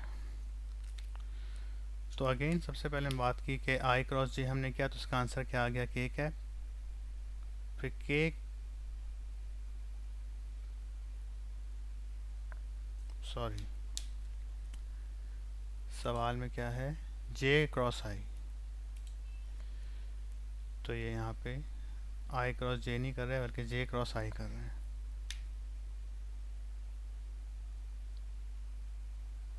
तो हमें पता है कि आई क्रॉस जे का आंसर क्या होता है, के कैप होता है। तो जे क्रॉस आई का आंसर क्या हो जाएगा, माइनस के कैप, क्योंकि आप आई को जे की तरफ घुमाएंगे तो के कैप आ रहा है, लेकिन जब आप जे वेक्टर को आई की तरफ घुमाएंगे तो ये थंब अंदर की तरफ जा रहा है, यानी माइनस के कैप हो गया। तो यहाँ पे आंसर आया माइनस का के कैप। फिर इन दोनों का आपने डॉट प्रोडक्ट लेना है, तो माइनस साइन को अलग कर दिया, के डॉट के, किसी भी वेक्टर का उसी के साथ जब आप डॉट प्रोडक्ट लेंगे तो क्या आ जाएगा, डॉट प्रोडक्ट का फॉर्मूला है A dot B, A B cos theta. तो यहाँ पे आ गया डॉट, दोनों के क्या आपने मैग्नीट्यूड्स लगा दिए, फिर कॉस 0, तो ये भी 1 हो गया, ये भी 1 हो गया, कॉस 0 भी 1 हो गया, माइनस साइन चल रहा है तो -1 आंसर आ गया।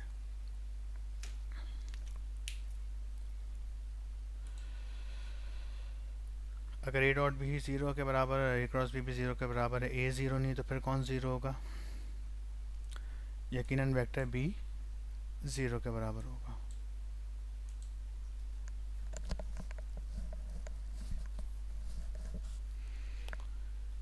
क्योंकि दोनों वेक्टर डॉट प्रोडक्ट भी 0 हो रहा है, क्रॉस भी 0 हो रहा है,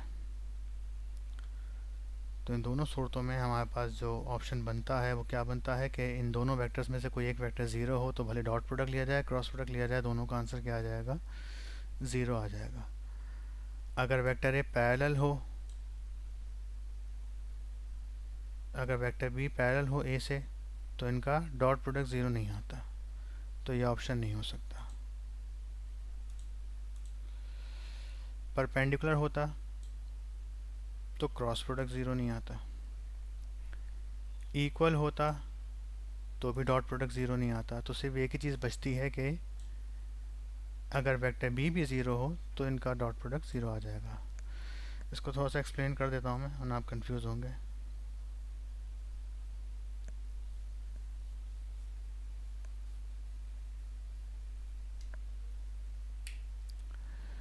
वेक्टर ए है 0 के बराबर नहीं, और एक वेक्टर बी है,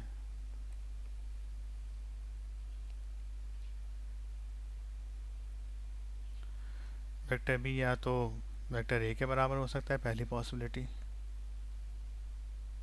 या वेक्टर बी जो है वो कितना हो सकता है, वेक्टर ए से 90 डिग्री हो सकता है।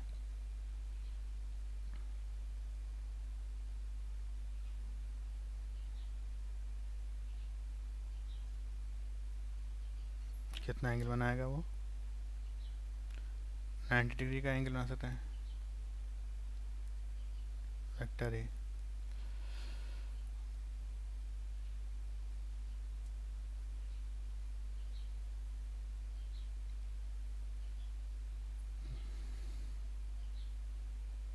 थीटा या तो उसका जो है 0 डिग्री होगा, थीटा या तो उसका 90 डिग्री होगा, या थीटा उसका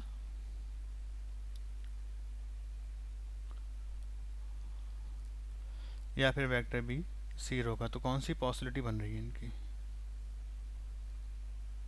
जब 0 होगा तो ए के बराबर हो जाएगा, अब 90 होगा तो हम चेक करेंगे तो उसका जो है डॉट क्रॉस प्रोडक्ट या डॉट प्रोडक्ट 0 नहीं आ पाएगा।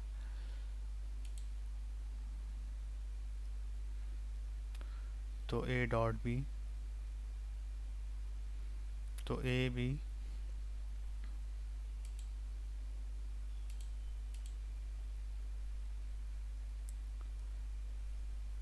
तो पहली बात करते हैं पैरेलल की, कि अगर वेक्टर ए पैरेलल है वेक्टर बी से, तो ए डॉट बी,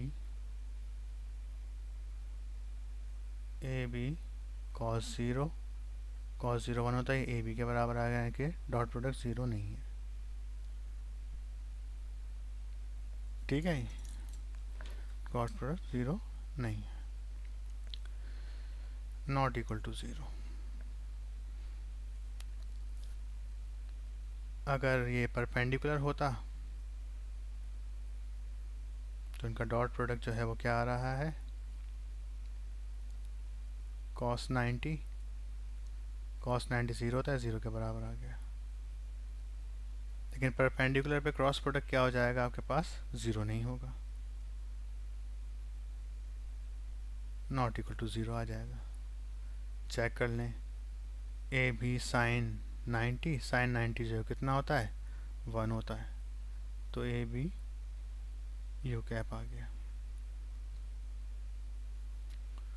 तो पैरेलल पे भी नहीं हो सकता, परपेंडिकुलर पे भी नहीं हो सकता, इक्वल पे भी नहीं हो सकता कि अगर ए और बी आपस में बराबर हो जाएं, यानी कि ए की जगह भी ए आ गया, बी की जगह भी ए आ गया, तो cos ज़ीरो ए स्क्वायर आ गया। तो सेम पे भी नहीं हो सकता, ना सेम वेक्टर्स पे हो रहा है, ना पैरेलल पे हो रहा है, ना परपेंडिकुलर पे हो रहा है। तो तीसरा ऑप्शन क्या बचता है कि कोई एक वेक्टर ज़ीरो होगा तभी दोनों का क्रॉस और डॉट प्रोडक्ट आपस में ज़ीरो हो सकते हैं। ये भी देख लीजिए कि अगर एक वेक्टर भी ज़ीरो हो जाए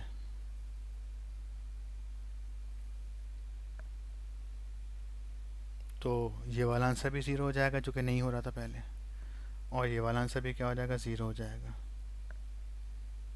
ठीक है।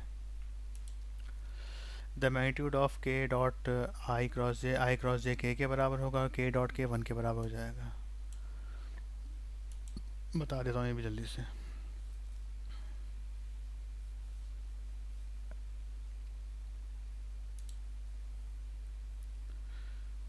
के डॉट आई क्रॉस जे,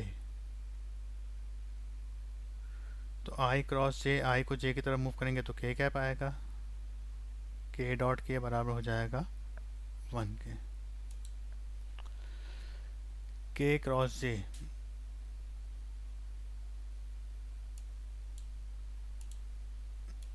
तो हमें पता सीक्वेंस ये होती है कि आई से हम जे पर जाते हैं, जे से हम के पर आते हैं और फिर के से आई पे जाते हैं।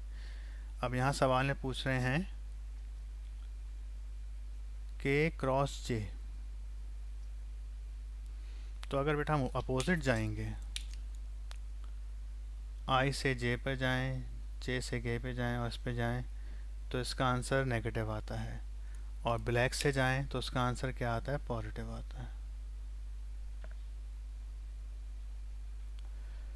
तो अगर आप जे से के पे आ रहे हैं क्रॉस प्रोडक्ट में, तो उसका आंसर क्या आएगा, जो तीसरा बच रहा है उसका नेगेटिव। ठीक है जी। आई जे, आई से जे जाएंगे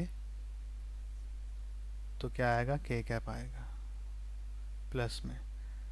अपोजिट जाएंगे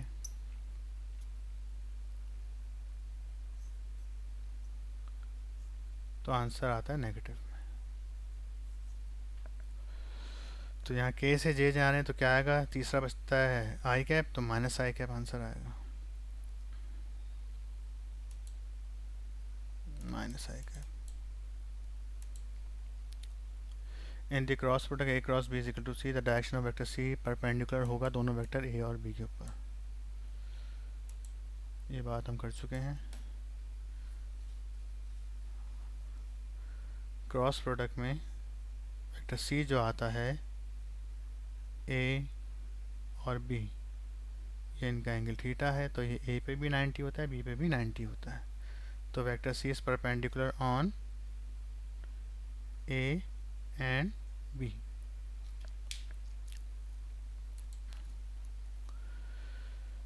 the cross product of two parallel vectors zero होगा। दो पैरेलल वेक्टर्स का क्रॉस प्रोडक्ट पॉसिबल नहीं है, क्योंकि साइन क्रॉस प्रोडक्ट में साइन ज़ीरो ज़ीरो के बराबर होता है। ए क्रॉस बी इसके बराबर है, तो इसका ए क्रॉस बी इस तरह से लिखा हुआ है, तो वेक्टर बी ये नीचे वाला होगा 1 5 और 2।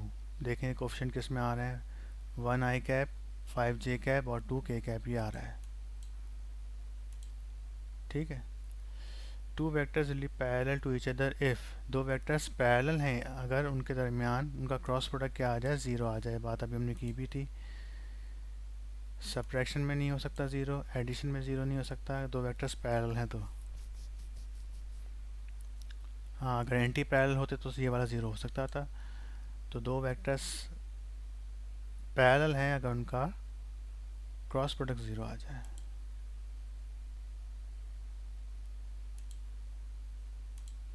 देख लेते हैं।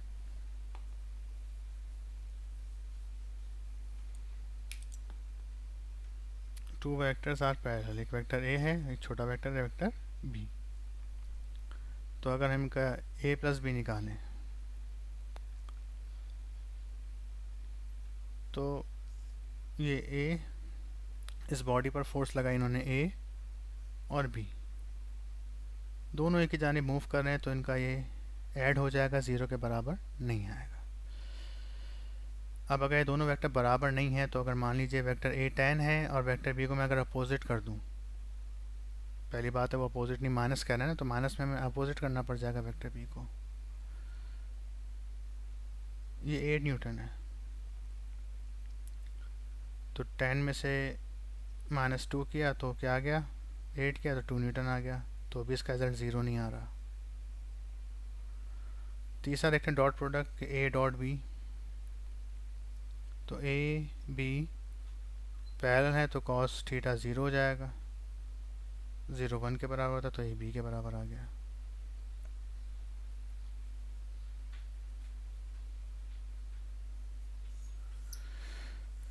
ये भी नहीं आंसर, ये भी नहीं है, ये भी नहीं है। तीसरी पॉसिबिलिटी क्या है, डॉट प्रोडक्ट क्रॉस प्रोडक्ट।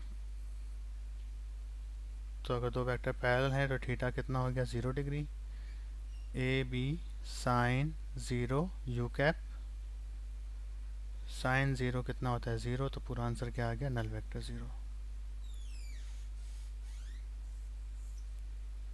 ये आंसर सही। ठीक है जी, ये भी हो गया। थोड़े से रह गए एमसीक्यू, जल्दी जल्दी कर लेते हैं आगे हम।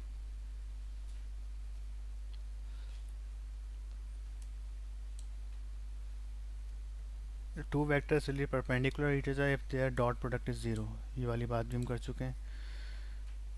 जैसे इसी पे देख लें, अगर इन दो वेक्टर्स को हम परपेंडिकुलर कर दें, एक वेक्टर ए है और एक वेक्टर बी है,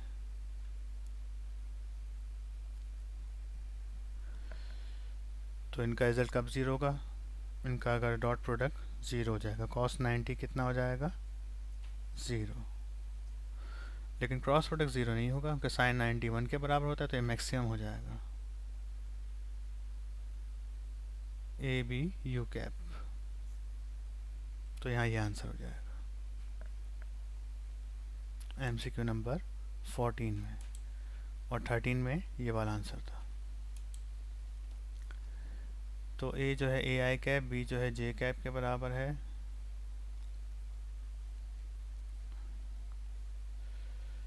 तो इनका जो है क्रॉस प्रोडक्ट इसके बराबर आएगा। ये मैंने भी एक सवाल कराया था ए बी फॉर्म में, ये वाला इसी तरीके से होगा जैसे मैंने ये कराया था आपको पूरा।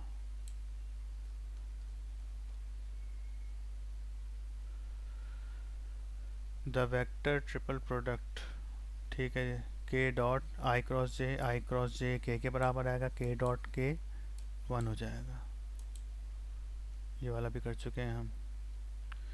2i प्लस 3j तो क्या हो जाएगा, 6k, 2i प्लस 3j, इनका डॉट प्रोडक्ट, अच्छा डॉट प्रोडक्ट जो है इनका क्या आ जाएगा, तो डॉट प्रोडक्ट तो सेम वैल्यूज का आंसर आता है।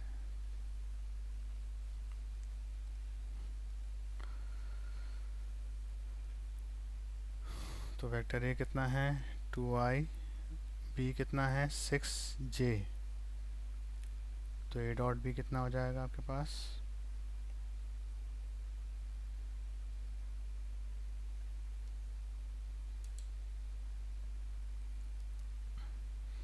आपको पता है डॉट प्रोडक्ट में आई कैप से मल्टीप्लाई होता है,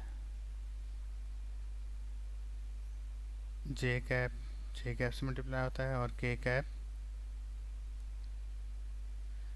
से होता है। बस ये वेक्टर क्या है, ये 2i प्लस 0 है, ये है 0i plus 6j plus 0k, तो वैल्यूज रखते हैं यहाँ पर। यहाँ पे आ गया 2, यहाँ पे आ गया 0, यहाँ पे आ गया 0, यहाँ पे 6 और k में 0 0 आ गया, तो ये भी 0, ये भी 0, ये भी 0, नतीजे में आंसर आ गया 0।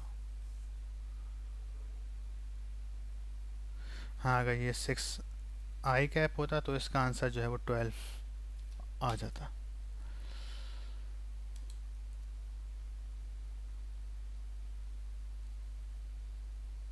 इनका क्रॉस प्रोडक्ट लेंगे तो क्रॉस प्रोडक्ट में दोनों मल्टीप्लाई हो जाएंगे, आई से जे 6 के कैप आ जाएगा, बिल्कुल ऊपर वाले की तरह।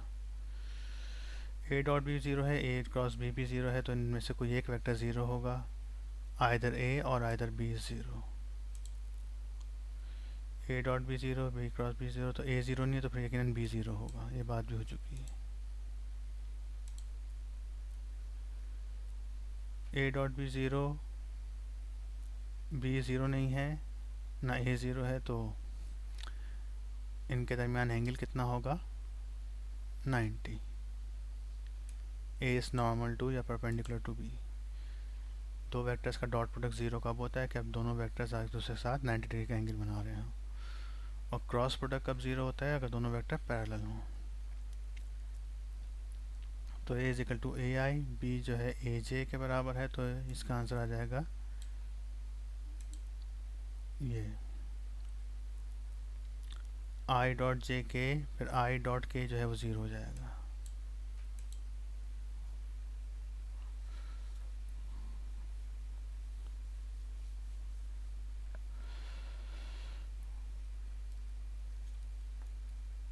आई डॉट आई क्रॉस जे,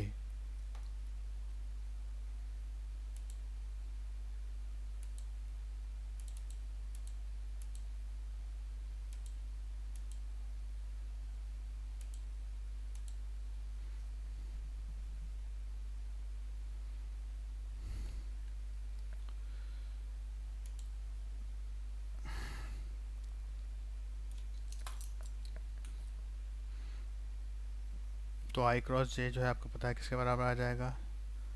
आई को जब हम जे की तरफ राइट हैंड मूव करते हैं अपना, आई क्रॉस जे के बराबर हो जाएगा, और आई डॉट के ज़ीरो हो जाएगा, क्योंकि डॉट प्रोडक्ट में I dot I, J dot जे और के डॉट के 1 के बराबर होते हैं, बाकी सब 0 के बराबर होते हैं।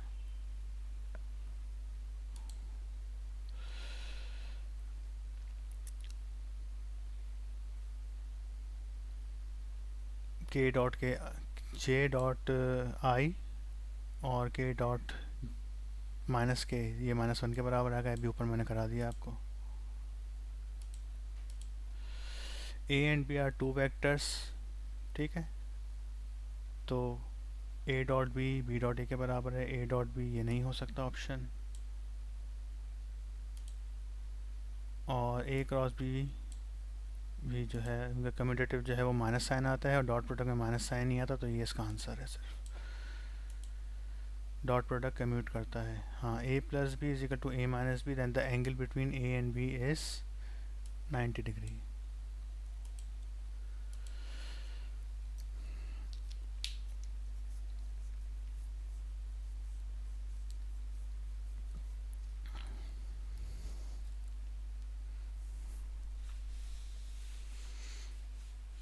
तो ये भी एक ए प्लस बी का फॉर्मूला होता है, इसको देख लीजिए, इस पर भी न्यूमेरिकल आते हैं।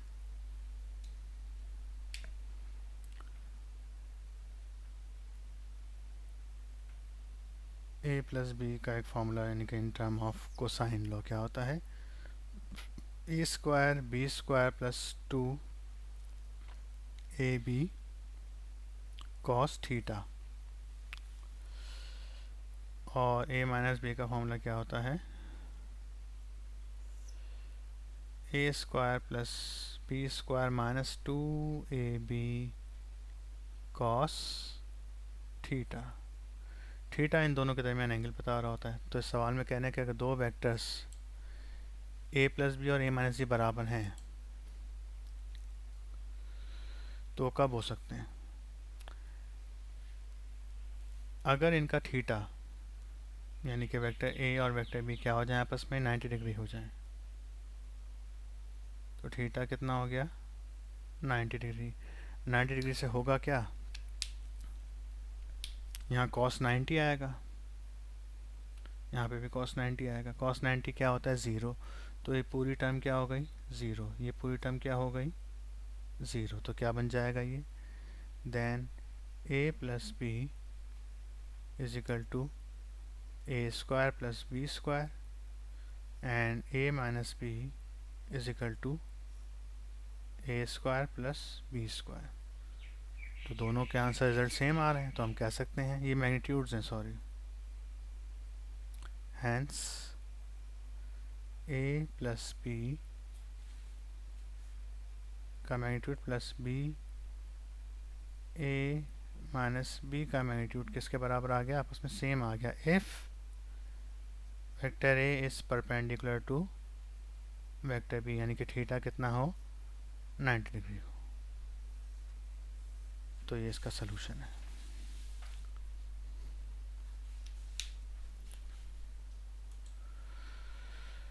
आई cross J dot J cross I, अच्छा सवाल है, देखने क्या आंसर आता है इसका।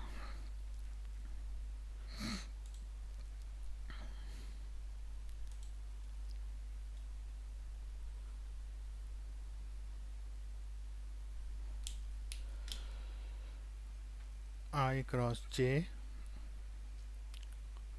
फिर डॉट प्रोडक्ट लेना है इसका जे क्रॉस आई के साथ।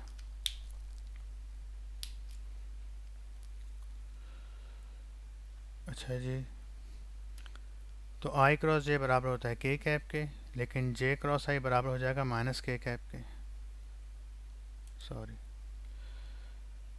आई क्रॉस जे बराबर हुआ के कैप के और जे क्रॉस आई यानी कि उल्टा जब आप चलेंगे तो माइनस के कैप आ जाएगा। इन सारे रफ वर्क को आप बेटा नोट करते जाएंगे तो आपको समझ में आते जाएंगे। अगर आप सिर्फ सुनते रहेंगे तो समझ में नहीं आएंगे। एक रफ कॉपी लेके बैठिए, उसको हर चीज़ को नोट करते जाएं वीडियो स्टॉप करके, तो आपको अच्छा समझ में आएगा। फिर के का जब आप माइनस के साथ डॉट प्रोडक्ट लेंगे के डॉट के, तो इसका आंसर आ जाएगा 1 answer.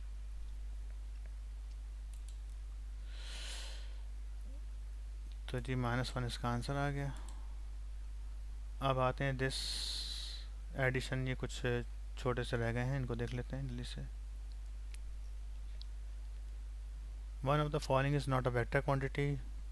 Kinetic energy, simple. The magnitude of resultant of two vectors f and f is the magnitude of two resultant of two vectors f and f is f। अच्छा, ये बड़ा अच्छा सवाल है, बहुत ज़्यादा आता है एग्जाम में। ये लॉ ऑफ पैराग्राम से होगा, इसका आंसर आता है 120 डिग्री। इस सवाल को पहले समझ लीजिए क्या क्या रहे हैं। तो लॉ ऑफ पैराग्राम हमारे पास ये है कुछ, लॉ ऑफ कोसाइन, उसको हम लॉ ऑफ पैराग्राम बना देते हैं। वेक्टर ए और यह है वेक्टर बी। तो ए को हम यहाँ पे भी ड्रॉ कर सकते हैं ताकि एक पैराग्राम बन जाए। फ्री वेक्टर के तौर पे वेक्टर ए को मैं यहाँ पर ले आया, वेक्टर बी को मैं यहाँ पे मूव करके ले आया, एक पैराग्राम बन गया। ये आ गया इनका रिजल्टेंट।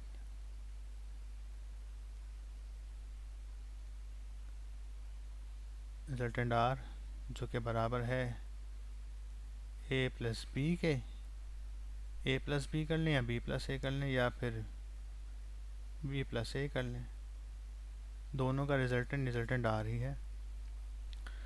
और इसका एंगल जो है वो यहाँ से कितना है? थीटा। ये भी कितना एंगल? थीटा।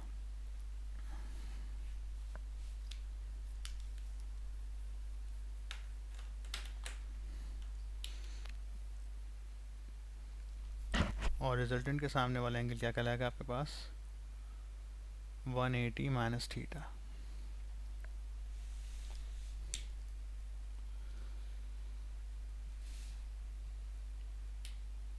तो इसका जो हमारे पास फॉर्मूला आता है वो ये आता है, वेक्टर आर का मैग्नीट्यूड यानी कि ए प्लस बी का मैग्नीट्यूड, जिसका फॉर्मूला ये मैंने लिखा था, किसके बराबर होता है?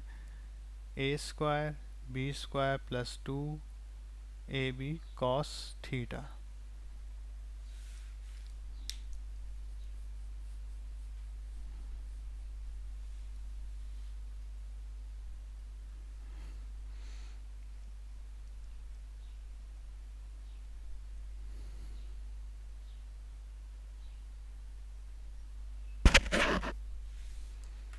तो जब हम इसको सॉल्व करेंगे बेटा तो क्या हो जाएगा, इस सवाल में कह रहे हैं कि वेक्टर, दो वेक्टर्स हैं, वेक्टर ए भी एफ के बराबर है, वेक्टर बी भी एफ के बराबर है, और उनका रिजल्टेंट आ रहा है उसका मैग्नीट्यूड भी क्या है, एफ के बराबर, यानी कि दो वेक्टर्स आपस में बराबर हैं,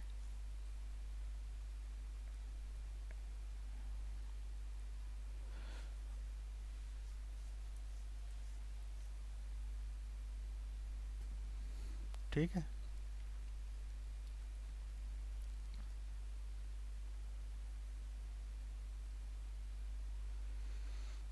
दो वेक्टर्स आपके पास आपस में बराबर हैं तो बताना है आपने,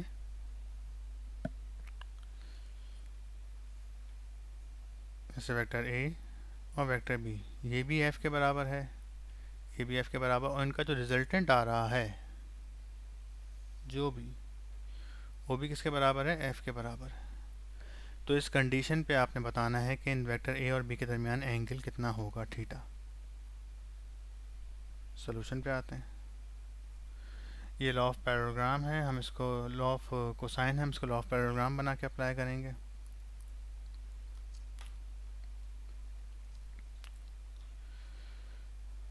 तो vector R is equal to A square plus B square 2ab cos theta. तो आर स्क्वायर किसके बराबर हो जाएगा, A square plus B square प्लस 2ab कॉस थीटा।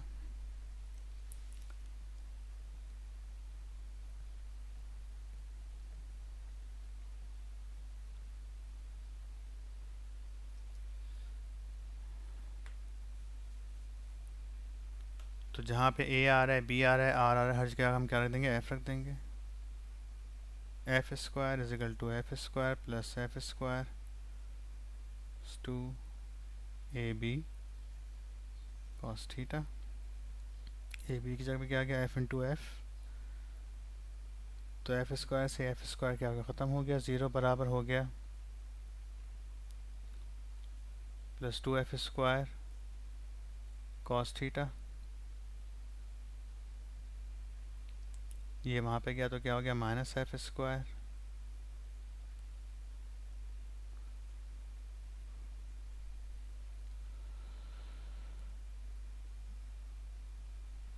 अब ये एफ स्क्वायर यहाँ मल्टीप्लाई यहाँ डिवाइड में आ जाएगा,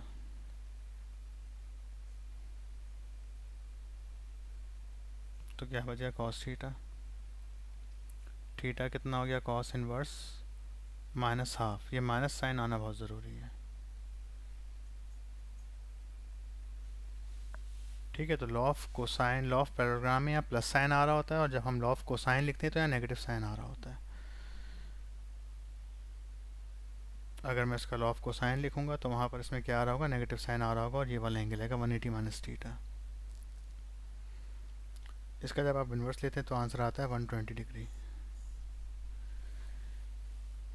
यानी दोनों वेक्टर्स के दरमियान कितना एंगल होगा, 120 डिग्री। तब उनका रिजल्टेंट क्या बन पाएगा,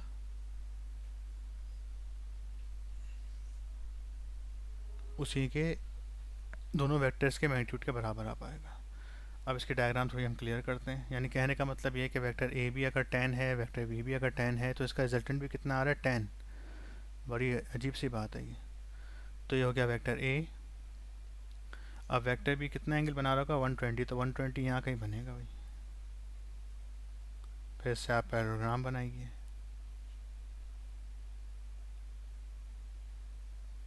तो ये आया वेक्टर आर।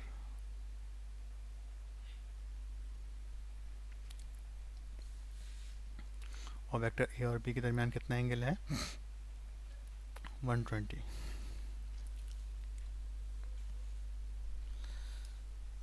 यहाँ पे कितना एंगल था वेक्टर बी के दरमियान, थीटा।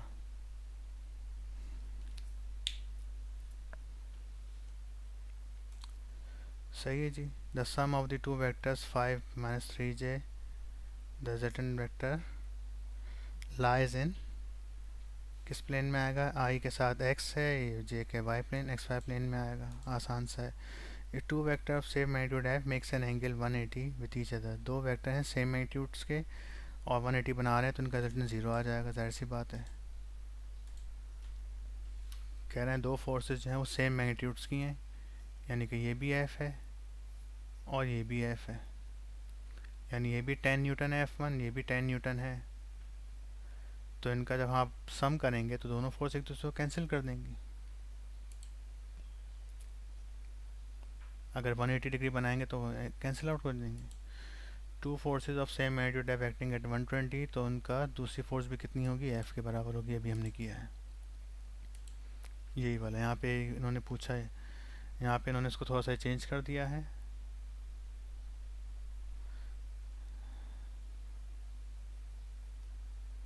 तो थीटा कितना आ रहा है, 120 डिग्री आ रहा है।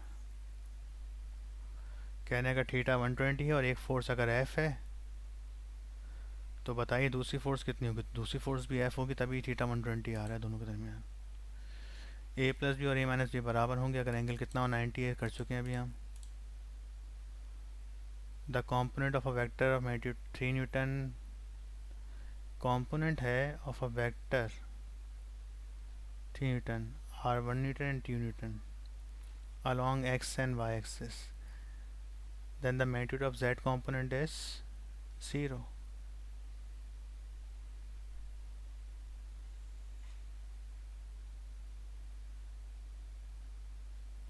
एक वेक्टर के दो कंपोनेंट हैं, 1 न्यूटन x एक्सिस पे, 2 न्यूटन z y एक्सिस पे। तो इसका जो है वो z कंपोनेंट बताएं। एक मिनट देख लेते हैं क्या आ रहा होगा।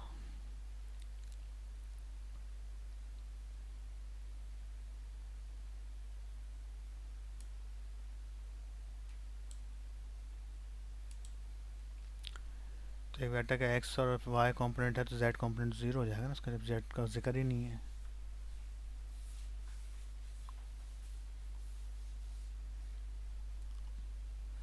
Two perpendicular vectors having magnitude 4 units and 3 units are added.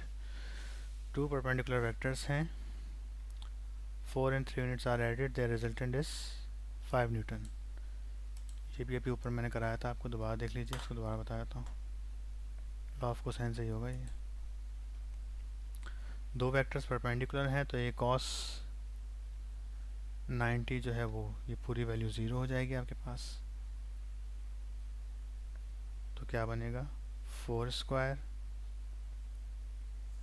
Plus 3 square under root 25, तो 5 न्यूटन इसका आंसर आ जाएगा।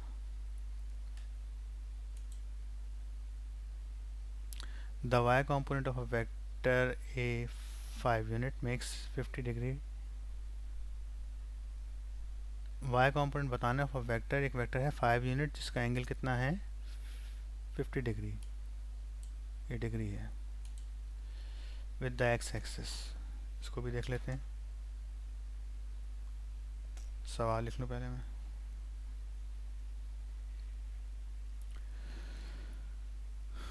एक वेक्टर है f, एक वेक्टर है a कितना है 15, थीटा कितना है उसका 50 डिग्री, ax और ay।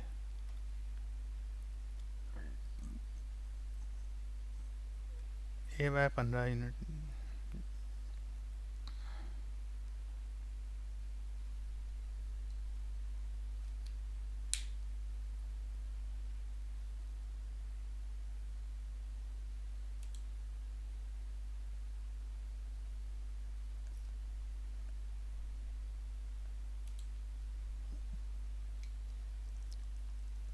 ठीक है बेटा। तो एक सवाल है,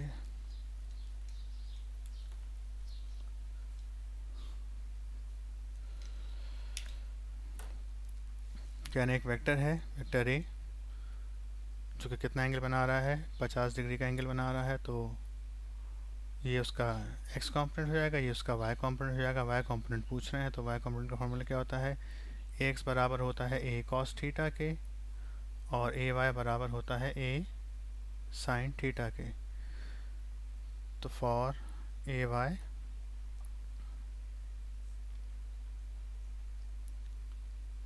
a sin 50 degree theta,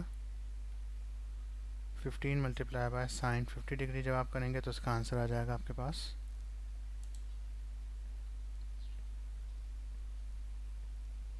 -11.5। Check कर लेते हैं कैलकुलेटर से कितना आंसर आ रहा है इसका।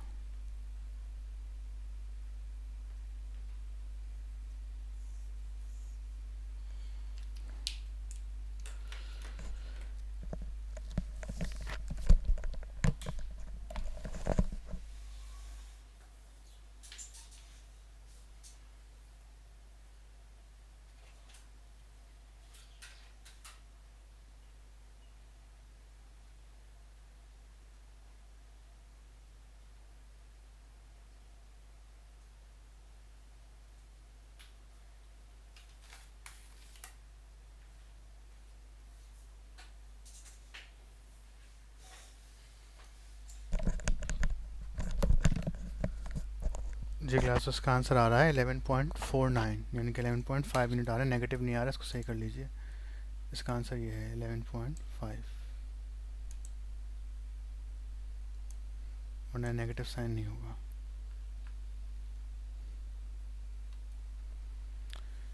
ठीक क्लास, तो ये यहाँ पे चैप्टर नंबर 2 के मैंने सारे एमसीक्यूज आपको करा दिए हैं। ऑलमोस्ट ये तकरीबन 2 घंटे का लेक्चर बन गया है। इसको सुकून से देख लिएगा, काफ़ी डिफ़िकल्ट इसके एमसीक्यूज हैं, तो आपको समझ में आ जाएंगे।